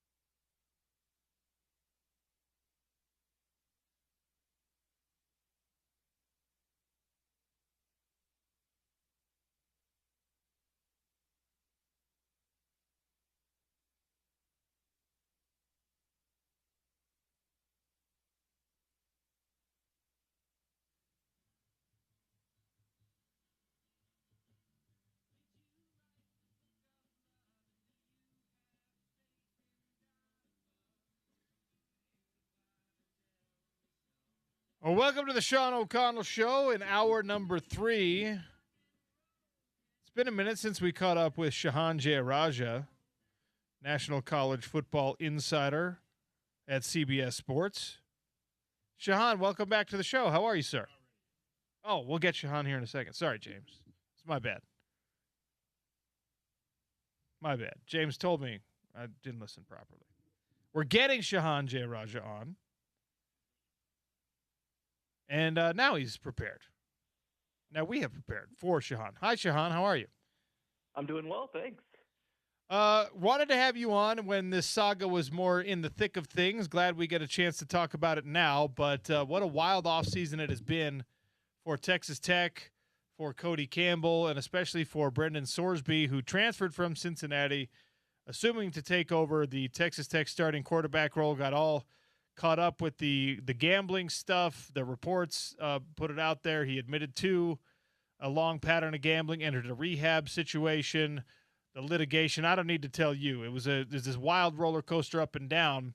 And now we've reached sort of a dead end for the Brendan Sorsby camp, where he thought, all right, I'm not going to fight this college football battle anymore. I'm going to go participate in the NFL supplemental draft, and I'll take a backdoor into the NFL, kind of a half season early, and we'll do what we can there. And then the NFL said, no, thanks. We're not going to do the supplemental draft thing this year. And it feels like, a very direct punishment aimed specifically at him because he was going to be the guy that would put his name in there. My question for you is, on the college football front, does this reactivate, does this change anything for Texas Tech or frankly for any other program who might try to renew the fight in favor of Brendan Sorsby? Yeah, to me, the short answer is no. For one, Sorsby said in his legal filing that he would not have been allowed to play if he had come back to Texas Tech again. That's Sorsby's sort of legal case, so it's not necessarily a guarantee, but I think that certainly Texas Tech has moved on from this whole situation. And there is sort of the statement of, obviously at this point, like the transfer portal is not open. He would not have the ability to go anywhere else. And even so, like at this moment, he would have to go and file a separate case, get a separate injunction than the one he got before, which, certainly I think one is unlikely and two is probably not worth pursuing. So, again, at this point, we're hearing that Sorsby's attorneys are going to try to petition the NFL Players Association to kind of help him get this draft underway, which, again, I don't necessarily think is likely. So more likely than not, I think that he'll either sit out this year and not play football really organized at any level. There is the possibility, for example, that he could go to the junior college level. We saw Hunter Deckers, the former Iowa State quarterback, do that a couple of years ago after he got embroiled in the gambling investigation. But there really aren't a ton of obvious good options for him out there. For Texas Tech, I was hypercritical of the choices they made in taking this fight up in the first place, in their defense, in the messaging. It felt very disingenuous to me. I don't doubt that they truly wanted to help the player and help the kid and overcoming a gambling addiction and all that stuff. But approaching this from hey, he deserves to play because it's a mental health thing was just, in my opinion, dead wrong. And then they doubled down, and then they tripled down, and then they had their own round table, and they tried to over-explain themselves. And to me, it was just the biggest PR nightmare I have seen from any Big 12 team, certainly in recent history, and probably from any college football team that I've seen in recent history. Is there going to be any long-term negative effects for Texas Tech based on that? Yeah, I think probably not. Now, you look at the Big 12 right now. I mean, this has been a league that, frankly, has been very collegial. The schools have had really good relationships since they expanded to 16 teams. And everybody, again, they were just down at Big 12 meetings a couple weeks ago in DFW. And, again, talking to everybody, everybody seemed pretty happy with each other. And I think that now you've created a situation if you're Texas Tech where you've turned things to 15 against 1. And I think that just frankly, the 15 are willing to let things go if Texas Tech does. And I think that for Texas Tech, they're probably going to want to, kind of push this behind them as well. Now, again, look, this one thing that was even talked about while this was all going on is, we don't necessarily know what the future of college football and college athletics is going to look like. We don't know if we're going to head to a super league, if there's a break off, whatever else. But I do think that one thing that you say is whatever is coming next, you probably don't want to make enemies with some of the people who are going to be making that decision. And I think that Texas Tech, through this process, unwittingly probably made some enemies. We saw Georgia and Nebraska say that we won't schedule you in future games. I assume that that's not going to be enforced as much as, what they kind of thought at the time. But, again, these are enemies in the SEC and Big Ten that you probably don't want to be making. They're enemies in your own conference that you don't necessarily want to be making. And while, again, I don't necessarily think that it's going to be a next 5 to 10 year thing, I do think that, again, Texas Tech certainly hurt its relationships with people who matter and will matter long term for this university. One thing, and I recognize the irony of this, because we're coming down on a kid for gambling, and then we're saying, well, the betting favorites to win the Big 12 are still the Texas Tech Red Raiders. The books haven't really changed their prediction for Texas Tech. Now, I know they have a very favorable schedule this year. The backup, Hammond, is going to be ready maybe, I don't know, week 4, maybe sooner. I think he's an excellent player. But from an actual football perspective, not having Brendan Sorsby as an option for them this year, does it change the outlook of the season? I think that it changes sort of the week to week. I don't necessarily know that it changes the big goals, right? Because, heading into this year, I think that their over-under was 11.5, and I had them at the over with Sorsby in the lineup. I think that they're under 11.5, but I still think that they're over, they're at 10 or 11 at least, right? This is still a team that I expect to go through their schedule, make the Big 12 title game. Like you said, this is one of the more manageable schedules in the Big 12, though I will say there are potentially some speed bumps along the way. Will Hammond, like you said, will probably not be back until at earliest week 3, the Big 12 opener against Houston, and that's arguably going to be one of Texas Tech's toughest games, and they're going to be playing it on a Friday night after a short week because they play Oregon State in a late game just the Saturday before that. So I do think that there are more losable games on the schedule without, sort of experience at the quarterback position, even if I think that they may be, I think they probably downgraded a little bit from a talent perspective, but they honestly might not have. I think that Hammond, when we start looking in 2 or 3 years, could be just as good or better than Sorsby is. But obviously, we're going to have to play through this season. I think that where it probably does start to hurt you more is when you start going and looking in the college football playoff. I mean, this was a team last year that, just to be frank, after Baron Morton broke his leg, they were just not good at the quarterback position. They couldn't block well for them. And again, you saw all the mistakes that were made in that playoff game. I mean, that's just something that they can't afford to get away with. And while I think that Hammond has a chance to improve and potentially be a really good player by the time December rolls around, you just knew what you were getting from a dual threat perspective with Brendan Sorsby, and you're just going to have to wait and see whether they're able to create that kind of offense with Will Hammond in the lineup.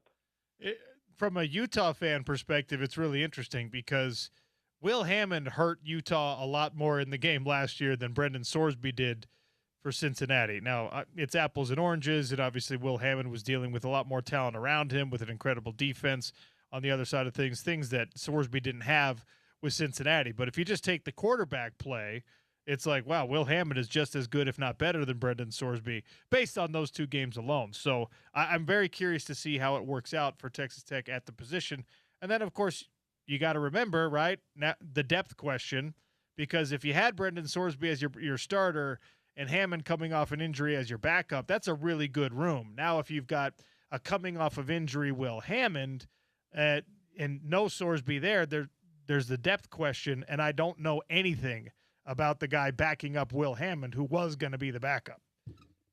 Yeah, so they've got 3 quarterbacks in that room outside of him, and none, to be frank, have really a whole lot to go off of. They brought in the transfer Kirk Francis from Tulsa, who started 10 games there, but just frankly was not very good in those 10 games. And again, it was a tough situation to be thrown into, but he is most likely the presumed backup.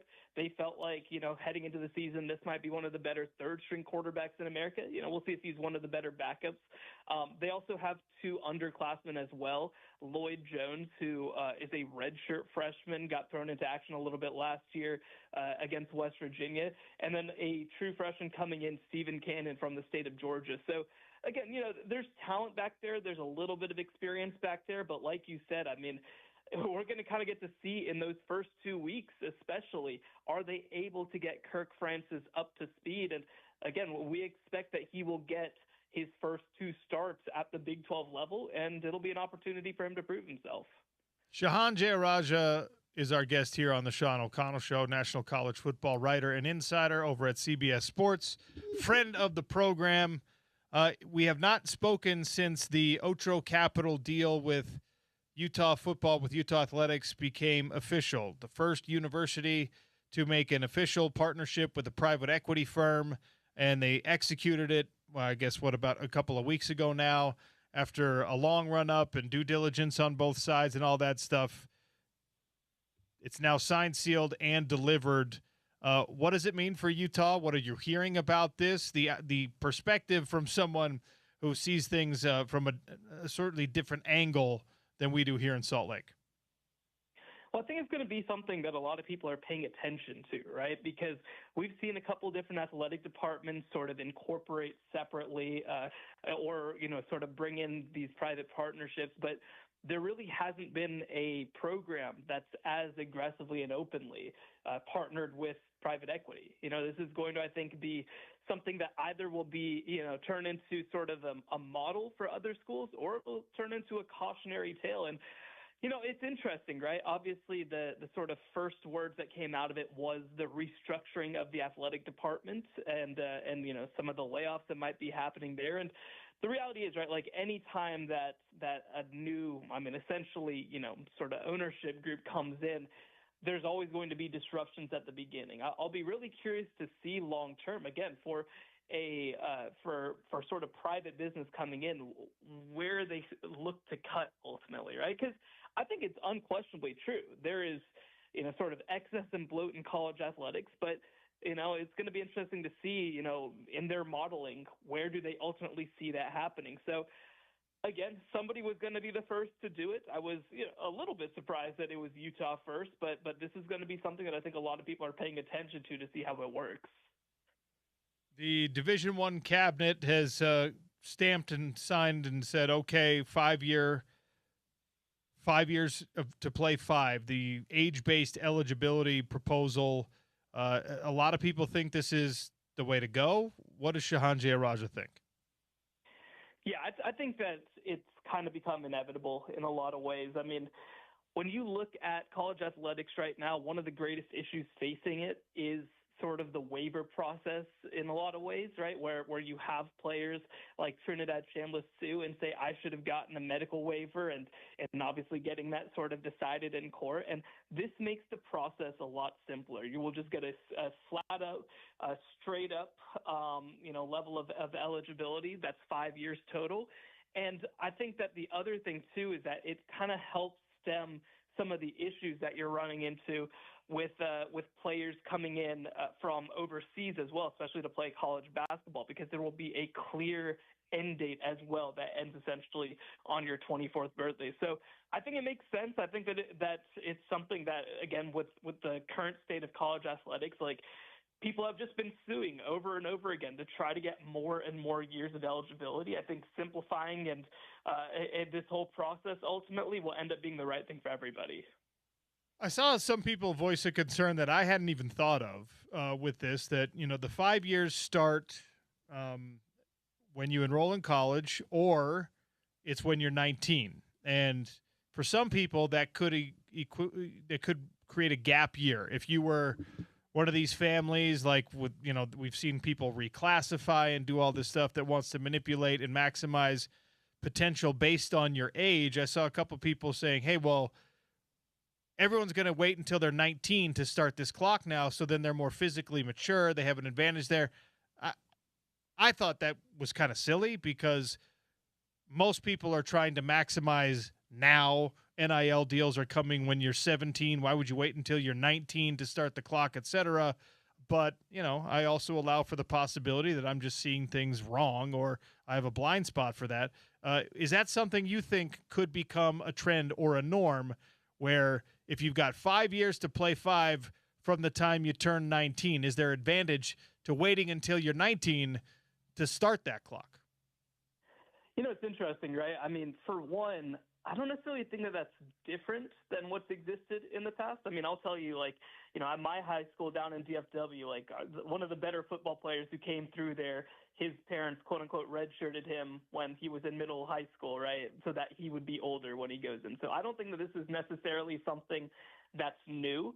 I think that the bigger thing is, it doesn't really impact sort of the start all that much. The bigger thing is that it sets an end date on it, right? Right. It sort of says, we know when you're going to finish. I mean, and look, we've had a version of this in the past with gray shirting players, as they call it, right? Where you have them sit out essentially the fall after their senior year and then enroll in the spring, and they basically don't use that year of eligibility.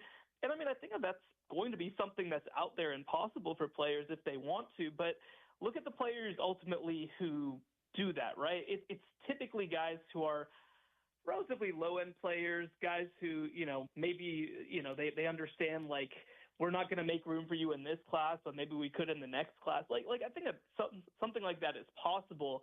But, again, if you're, whichever player, right, you're probably, if you're, I guess, a player who's ready to play soon, you're probably wanting to get on the field as soon as you can so you can maximize your earning potential, like you say. I mean, the 5 years is no different necessarily. And on top of that, if you're a player who believes that they have legitimate NFL prospects, I mean, you're trying to get through those 3 years in the first place anyway, right? You're not necessarily worried about trying to push forward because if you're 24 entering the NFL draft, that's potentially a disadvantage compared to coming out at 21 or 22. So again, I've heard the concern as well, but I just don't think that this is necessarily a different dynamic than what's existed in the past. And I don't necessarily think that the incentives are all that great if you feel like you have the potential to be a really good NFL caliber football player.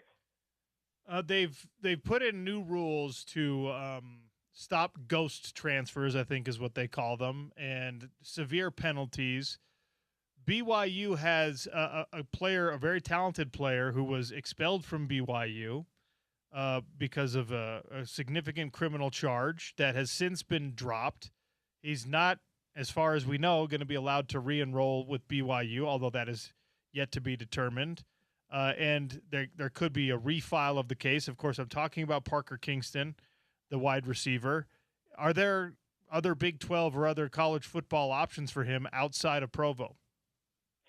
Yeah, I mean, like you said, last year we have a similar situation with Jake Retzlaff, the quarterback at BYU. He's able to transfer to Tulane sort of under the table.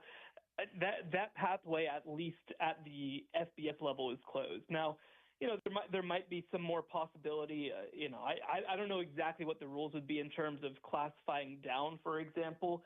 Certainly, again, junior college, NAIA, that potentially could be out there. But my understanding, at least, is no. I mean, you can't enter the portal and transfer at this time. And, that's a tough situation, of course, for a player who at this point has been suspended and dismissed from the team. Of course, he's going to have a chance to go through the process there, the disciplinary process, and try to figure out what the solution might be over there. But at this point right now, I mean, there isn't necessarily a clear pathway for him to get on the field somewhere else.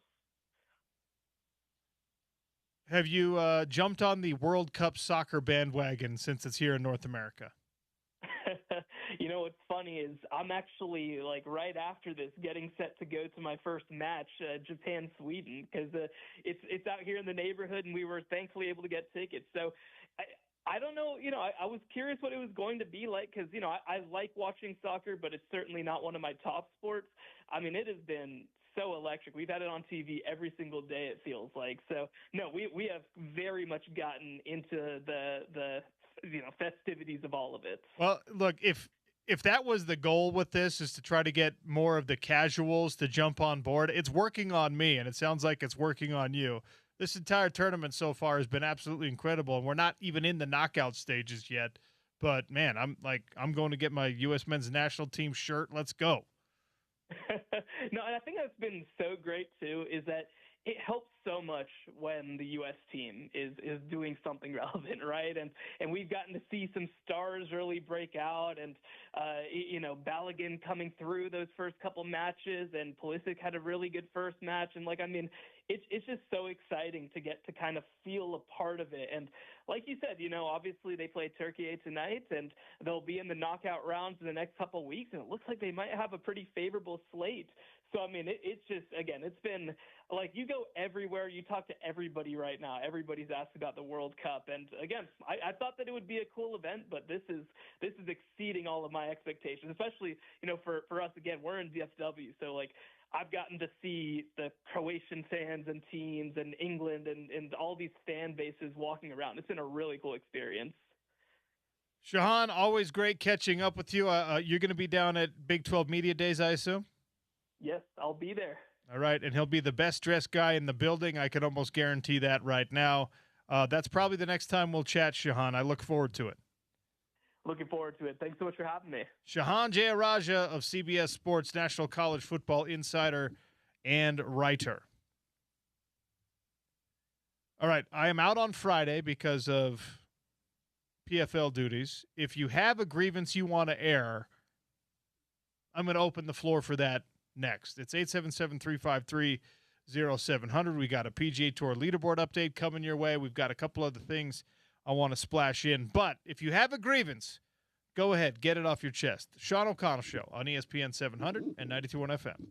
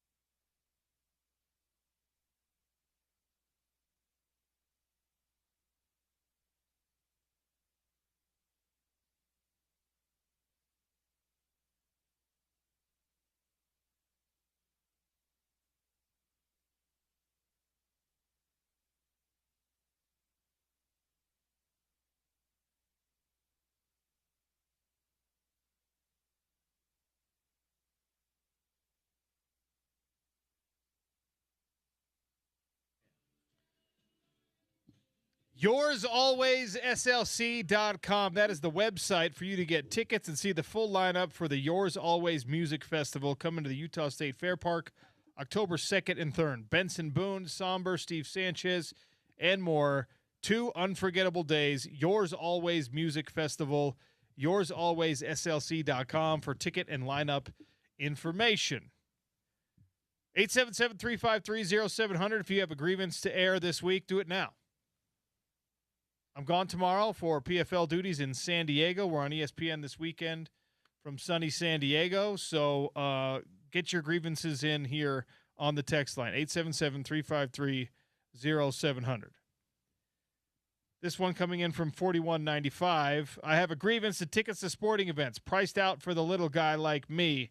Look, that's a legitimate grievance to air, and it's something that I really thought like 5 years ago we had to start figuring out in professional sports. Maybe even longer than that, more like 10 years ago. What really brought it in for me was the personal seat licensing fees, right? Where if you're a season ticket holder, you have to pay for your tickets, but you also have to pay for the right to buy your tickets. I thought that was ridiculous. I thought it was something that was going to be a cash grab for brand new stadiums only, and it's become a norm. That's absolutely obnoxious. But even just going to a game, even just logging on to, the team website or having to go to the secondary market, for a lot of people, like a cheap game nowadays is still several hundred, if not over $1,000 for 2 to 4 people. If you got a big family, taking them to a game, yikes. Salt Lake Bees games are expensive if you got a big family now. So I will echo that grievance. I think that maybe the right thing to do is every game ticket, right? The secondary market is always going to be a thing. Put them out in a lottery type system, release the tickets like they did with the World Cup.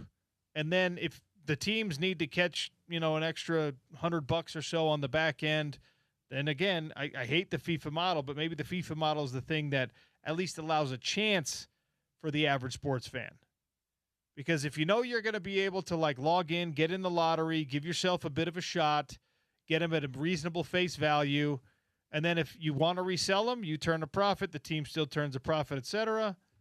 I don't know. I don't like that because then it punishes the secondary market more, but something has to be done for the entry-level sports fan, in my opinion.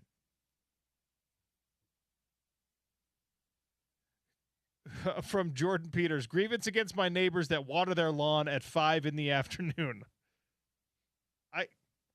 I don't like getting into the water battles here because it's become political when I don't think it should be a political issue at all. But this one is just very scientific. Water your lawn when rapid evaporation is least likely, people. Water your lawn in the cool part of the day. James, do you have automatic sprinklers at the house? Yeah. What time do your sprinklers come on? Middle of the night. Okay. I feel like the latest your sprinklers should come on is before 8 o'clock. There are plenty of people who like to do the morning thing. I understand why. I think there's a certain peace of mind when you're awake while the sprinklers are going on because you can monitor. When that they turn on, yeah. There's no geyser. I see where they're hitting. I know why there's a dry spot here or whatever. So the early morning people, I'm not you, okay? That's why it's okay to periodically check when you're up. If you're like me and do it middle of the night. Yeah. Okay, let's just double check that the sprinklers are good here. That's what we do. By the way, texter, he heard Shahan wrong. He said, "Someone tell me what VFW is." It's DFW, Dallas Fort Worth. Yeah, DFW. Also, Dallas, VFW is Veterans of Foreign Wars. Also that. If you wanted to know that, so they're two pretty well known acronyms, but we're happy to help you out.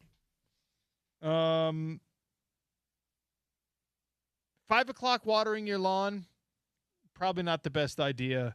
I'm a late night. I'm a 10:30 p.m. They come on. I'm usually still awake at that time. I'm like, all right, there you go. Peek out the window. No geyser happening. That's my greatest fear. But yeah, you need to do it when the sun's not out, pretty much, so that it doesn't evaporate. Like you said, it's we as is well documented. I'm very concerned about water, OC, as a new dad. So we need to make sure we're being efficient with our water use as well. We have a grievance against you right now, James. Are you ready for this? Yeah, I'm ready. First of all, Rylan, it was great meeting you at the engine room the other night also. Thanks for coming in. James, you have thousands of songs at your disposal. You play the same 8 intro songs and have been for the last 3 years. Come on, James, you're better than that. James, why aren't you a radio DJ? Yeah, if you wanna listen to eclectic music, there's plenty other stations in our music group. I recommend Bob FM, Hank FM. Here's what we'll do, Rylan. Mix 105.1. We'll mix it up a little bit. We'll do like a country day. We'll do a rock and roll day. We'll figure something out. I can refresh the songs, but just so you know, neither of us are big music guys, OC and I, so you're probably going to get tired of some of the songs. I actually get really sad at myself, not mad, but just why don't I listen to more music? Because there are even people in my life, like my wife is a big music person. Her whole family's very big music people. I got close friends that they go around, that's their thing. They go to concerts and things like that. I missed somehow the music boat. I don't know. I enjoy music. I'm even sometimes emotionally moved by music, but music is way down my list of priorities, and I wish it was higher. Yeah. Well, we'll refresh him for you though, Rylan. It was fun. I heard it from over the board here during one of the breaks. Heard you stop by the engine room. Great to have you stop by and introduce yourself to the guys there. It's wonderful to be able to have face-to-face interactions with the listeners because James, it's just me and James. There's not even a co-host here. We get Gordy Chiesa in studio. We get Adrian Denny in studio. We get some, Rob from Valley Plumbing, Heating, and Cooling will come in studio occasionally. But, you feel like you're shouting into the void sometimes, so it's always great to see people. I appreciate everyone stopping by. I have a grievance. I never thought I would air a grievance in favor of the Dodgers, but I think this one is a grievance in favor, at least indirectly, in kind of a weird way, of the Dodgers. Are you aware of this Dalton character who's the backup catcher for the Dodgers? Do you know this guy? Have you seen his issues with Shohei Ohtani? Okay, this is hilarious, actually. So he's playing a lot right now because of injuries to their regular starter. His name is Dalton Rushing. Will Smith is currently on the injured list. Will Smith is the Dodgers' normal catcher. And Dalton Rushing apparently has this axe to grind with nobody insignificant, just the most important player in all of baseball right now. Yeah. Dalton Rushing has a problem with Shohei Ohtani, and Shohei Ohtani has to have a problem with Dalton Rushing. This backup catcher has freakouts about everything. When Shohei Ohtani wants to challenge a pitch, he argues with Shohei Ohtani. What are you doing? You're the backup catcher. Shohei Ohtani is literally the biggest star in baseball. That's not hyperbole. That's not me saying he's one of the most important guys in baseball. Shohei Ohtani right now is quite literally the number one guy in Major League Baseball. And you're the other end of the battery. Guess what? It's not 50-50. That battery is 99-1. Especially when you're the backup. Also, it's worked out in a crazy way. So, Shohei's ERA when this guy is catching is 9 right now. 9. So, he clearly doesn't like him, doesn't get along with him. There's so many hilarious examples, video, thank goodness for Twitter, of micro expressions, of little back and forth communications between them that obviously are not going well. I don't like to cast aspersions on guys when you don't know a better story or a more complete story. He acts like, I'm not accusing him of, but he acts very much like someone who is on steroids. He's an emotional outburst kind of guy. He strikes out, he breaks a bat. He gets a call he doesn't like, he throws a helmet. He's very much acting like someone, most of us from my age group, you went to high school with some guy who in high school took steroids, or you were in college and a couple of guys on the team were taking steroids. Or for me, I spent, 15 years in an MMA gym after all that stuff, and there are guys there that are taking steroids, and this is how they act. It's bananas. And also it makes sense because he's a backup, and so he doesn't have the crazy money to where he doesn't have to take like the regular like 1980s, 1990s steroids, like the trend that makes you a juice head. Guys with more money are now doing the like peptide stuff. They're doing the bioidentical testosterone replacement stuff monitored by a doctor. So there's a lot less of this behavioral modification. There's a lot less of the mood swing. I'm worried for this Dalton cat that he's either just a psycho by nature or that he's juicing, because choosing Shohei Ohtani, of all people in baseball, to get on the wrong side of when he is your teammate and he is the starting pitcher and he is the MVP of your franchise and you are the backup catcher who's pressed into service because of Will Smith's injury. It just feels like one of the dumbest decisions we have seen in all of professional baseball history. So he's going to Dave Robertson like, Will Smith's got to be my guy every time, right? Is that what's happening with this? Well, Dave Roberts tries to calm him down all the time. Yeah. Like there's plenty of examples of him, like Dave Roberts brings him in after a little outburst. He yelled at Shohei. He gave Ohtani like a dirty look on a passed ball. Oh, my gosh. Right? Which scored a run for the Dodgers. Which, by the way, scored a run against the Dodgers. By the way, in the scorebooks is your fault, my guy. It's not a if wild pitch. If you watch the pitch, it is not a wild pitch. Yeah, it is just a pass ball. Yeah. So it's like it's inside. It's definitely a ball. It's so inside. So Shohei needs to be giving you a side eye for dropping the ball. Shohei hustles to cover the plate. He does what he's supposed to do. The ball trickles in. Actually, it doesn't really trickle. It's pretty high velocity. It rolls into like the dugout, and this dude, instead of just like getting mad at himself, he looks at Ohtani and he's just like, "What was that, dude? What are you doing?" Was it? I mean, the lack of self-awareness for a professional athlete in this situation is absolutely hilarious. And I air a grievance against people who don't know their lane. Yeah. In general in life, but in sports, it's pretty aggravating. And I don't even want good things for the Dodgers. OC, you were former catcher. Yes, correct. How many pass balls do you have coming up? Really? So many. Yeah, I was a bad catcher. Backstop. I was a pretty bad catcher, I think. I mean, I loved playing the position. It's way more fun than being out in the field.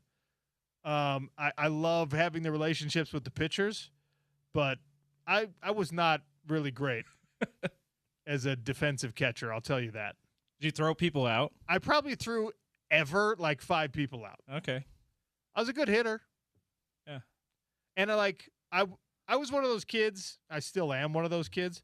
But you know when you're young and the kid who's just like overconfident and willing to like make a claim for something or to talk to the adults and to like express himself, those kids, when you're young, they get so much more than the other, like the quiet kids. I was one of those kids. Okay. So it was like, yeah, I want to play catcher. And the coach is just like, oh, all right, cool. And then you're like, I'm not shy about telling my teammates where, like, the play's at 2. You know what I mean? Like, yeah. I was just I was like, I still am, but I was like a massive, massive extrovert. And I think that's the real reason why I was made a catcher when I was in 4th grade, and I just stuck with it until I wasn't good enough to play anymore in high school. So I got into baseball really late, and it's one of the biggest regrets of my life is in that, like, elementary school life. Well, I wish that there wasn't people in my family that grew up playing baseball. We weren't really into watching baseball. I had to get into it myself later, like junior high age. So that's when I was like, I think I want to try playing Little League. I was already 12, right? So I didn't have any time to like I didn't really have any chance to be any good at it. But since I was 12, I was the oldest in the minors of Little League, and so I was either first base or catcher. So they made me play catcher a couple times. I don't remember how well I did, other than I did tag like one or two people out at the plate. All right, which was cool. Okay, but then I played one more year of baseball, Pony League, and I never hit it out of the infield. Oh, so and I played right field the last couple innings. I was that guy. So okay.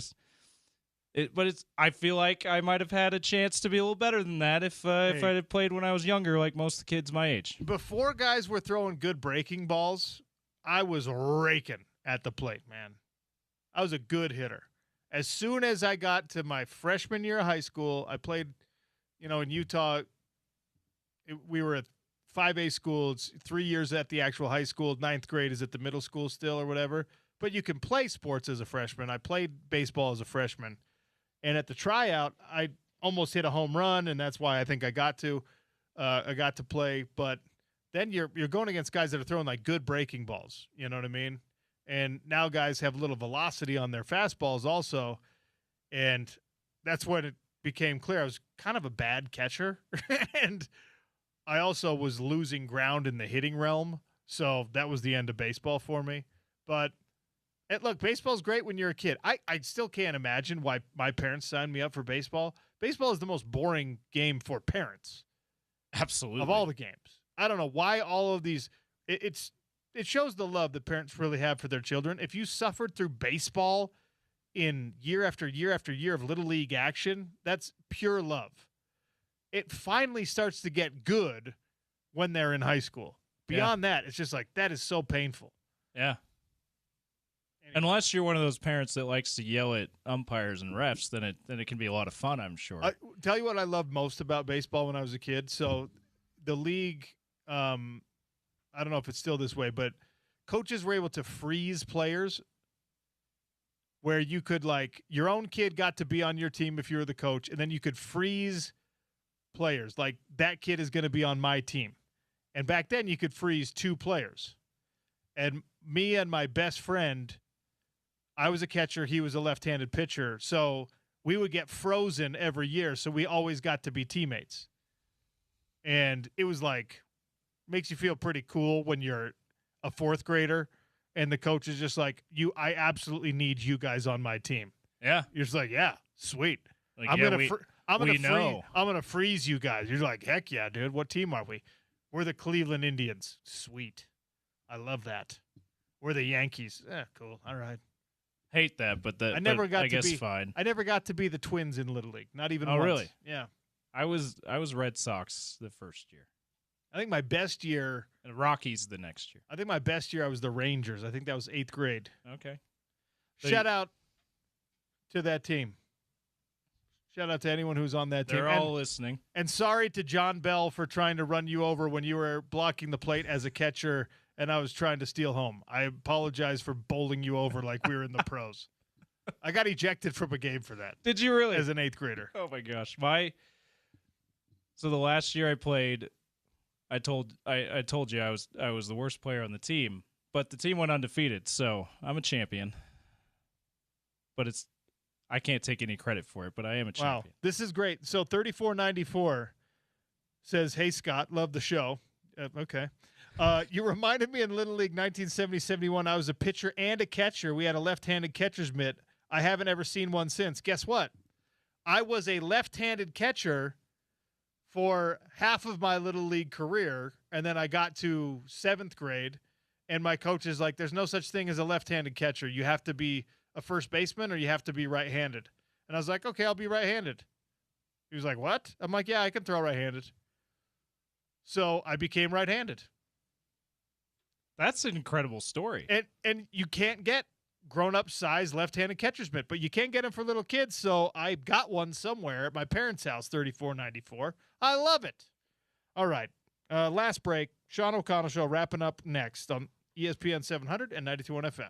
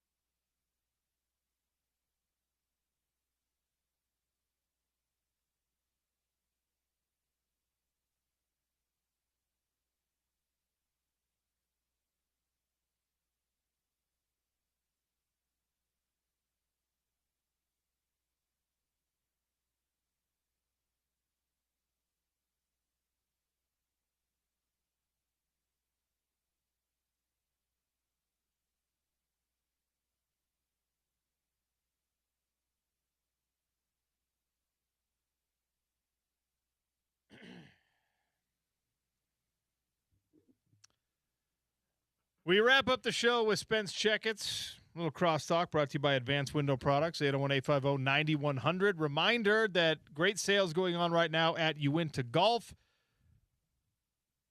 Worldwide Golf presents Uinta Golf. Shop online or in-store. Multiple locations all up and down the Wasatch Front. All right, Spence Checketts. Al Horford is coming back for his 20th NBA season. Legend. How many guys have played 20 NBA seasons? Ooh, man, that's got to be a short list. I honestly don't know. I'm going to say 5 maybe. It's 13. 13. That's more than I thought. Carl's one. Rank the NBA, NHL, Major League Baseball, NFL for players who have made it 20 seasons or more. What a good question. Based on what we know about the leagues. Yeah. Which league has had the most that made it 20 years or more? Which has had the fewest? I feel like the fewest is easy. That's got to be NFL, right? Okay. I'll give you your answer when you give me the full order. I'm going to say baseball 1. Yes, that's correct. Okay. I'll go basketball 2, hockey 3, football 4. It is baseball 1, hockey 2, football 3, basketball 4. That's wild to me. Isn't that crazy? Yeah, I mean, as I just proved, there's no way I would have guessed that. It feels like the average lifespan of an NFL career is like a couple of years. I mean, which is true. Yeah. 23 players in NFL history have made it 20 seasons or more. How many of those players play positions where you get hit every single play? 5. Who are they? Jerry Rice. Okay. Darryl Green, Jim Markle and Jackie Slater, who were defensive ends, and then Jason Peters, who was an offensive lineman. Mercedes Lewis was a tight end, so say what you will about that. Everyone else was a kicker, punter, or quarterback. Yeah, that's what I would have guessed, that either quarterbacks or kickers are the ones making it 20 years. Yeah, the NHL, wildly, has had 73 players make it 20 seasons or more. Hockey guys are built different. Yes, they are. Chris Chelios and Gordie Howe played 26 seasons each. I knew that about Gordie Howe. I did not know that about Chelios. Mark Messier played 25 seasons. Yeah. And Jaromir Jagr, Zdeno Chara, Joe Thornton, Tim Horton, and Alex Delvecchio played 24 seasons each. That's ridiculous. Absolutely crazy. Yeah, and I mean, that's just who they are, as you referenced. And, we've talked about that with the Mammoth, and as far as the local interest and how many people have been able to get behind the sport, I just continue to believe it's culture as much as anything else. They haven't been here long enough for people to endear themselves to players, although that's starting to happen. It's just, you just respect the way they approach their craft, and I think that matters in Utah. I really do. Do you want to try to name the 13 NBA guys that have played 20 seasons or more? Well, I don't want to put you on the spot if you don't want to do it. Well, let's see what I can do. So LeBron's one. Yes. Carl's one. No. Carl didn't play 20 years. No. Kareem Abdul-Jabbar is one. Correct. Obviously, Al Horford now will be on the list. Right. Is Vince Carter on the list? Yes. Okay. Let's see. How many of them are recent? Guys that are in your wheelhouse, there's 5 more. Okay. More than that, actually. 5 or 6 more. Kobe didn't make it 20. He did. Kobe made it 20. Okay, yes. Kobe. Did Wilt Chamberlain play 20 years? Wilt Chamberlain is not on the list. Did Oscar Robertson play 20 years? No. Magic didn't. Nope. HIV and stuff. Not to be indelicate. He could have made it. Hit me with it. I'm struggling. LeBron James, Vince Carter. Yeah, got those two. Dirk Nowitzki. Dirk. Yep. Kevin Garnett. I should have got KG. Kevin Willis. Shout out Kevin Willis. Short arms for an NBA big. Robert Parrish. The Chief. Love Robert Parrish. A lot of weed in Robert Parrish's life. Chris Paul. CP, I should have got that one. This one I never would have. Kyle Lowry played 20 seasons. Yeah, I think he's still on Philly's bench. I think he still plays. Udonis Haslem, 20 seasons. Jamal Crawford, 20 seasons. I should have got UD. Kobe, Kareem, Al Horford. Okay. There's no way. I put Gordy on the spot with that. I put you on the spot with that today. Yeah. Both of you guys got, a pretty good chunk of the list. I would have gotten LeBron, Vince Carter, and probably Kareem, and then been done. For some reason, I thought Carl played 20 years. I think his ended up being 19. Yeah, and I think John was 18. Of course, all of John's here. Carl 1 year in L.A. Yeah, Vince Carter was the last player to retire that was my age. And once Vince retired, I'm like, every NBA player is now younger than I am. Well, now we're into it. We're into a place where a lot of NBA players could be our children. Absolutely, the majority of them at Correct. this point. Because my son's now going through this, and it's funny how you do this when you age. Like, I'm the same age as Vince Carter. Yeah. And now Connor's like, wait, Wembanyama's 3 years younger than I am. He's like going through that phase of life. Yeah, Funny. It's always been a weird thing for me where I'm just like, yeah, I root for these guys. They're older than me. And then now I'm like, oh, I root for these guys. They're younger than me. That's weird. They're 28 years younger than me now. That's odd. Which is It's an odd is deal. very strange. It is very strange. But yeah, it's interesting now to consider moving forward with the Mammoth and what the Jazz have now put in place. And we're going to meet Darren Peterson on Saturday as a community. He's going to be on the ground. Their introductory press conference is going to be at noon. And reading the reaction since the Jazz drafted Darren Peterson, they're firmly on the radar of pretty much everybody now, because it's been tough. They've been the butt of a lot of jokes, and honestly, they've deserved it because they've tanked in a way that's a little bit more blatant than most, even though a lot of teams have been tanking. But we'll see how it plays out. This plan has really now fallen into place, and I'll never forget certain things as far as the way the plan was put in place, namely winning, I think, 36 games when Victor Wembanyama was available and, having some difficulties finding their direction. But if this really goes the way that I think it could, we could be in for a 6-7 year run of Jazz basketball that I think is going to be really, really exciting. Now, will it lead to a title? I always cover our teams in the kind of in the direction of whether or not you can win a championship. So many things have to fall into place for you to win a title. But 8 different champs in the last 8 years, and Milwaukee, Denver, right? Smaller markets, of course, San Antonio. I think we need to start getting pretty excited about what this pro basketball team can be, and now we'll see if this kid can coach. I say kid because Will Hardy's also like 15 years younger than I am. Yes, Will Hardy's he's not even 40 yet, right? No, he's like 37 or something. I don't like that. Mike Conley was older than him, and Will was coaching Mike Conley, and Mike was older than he was.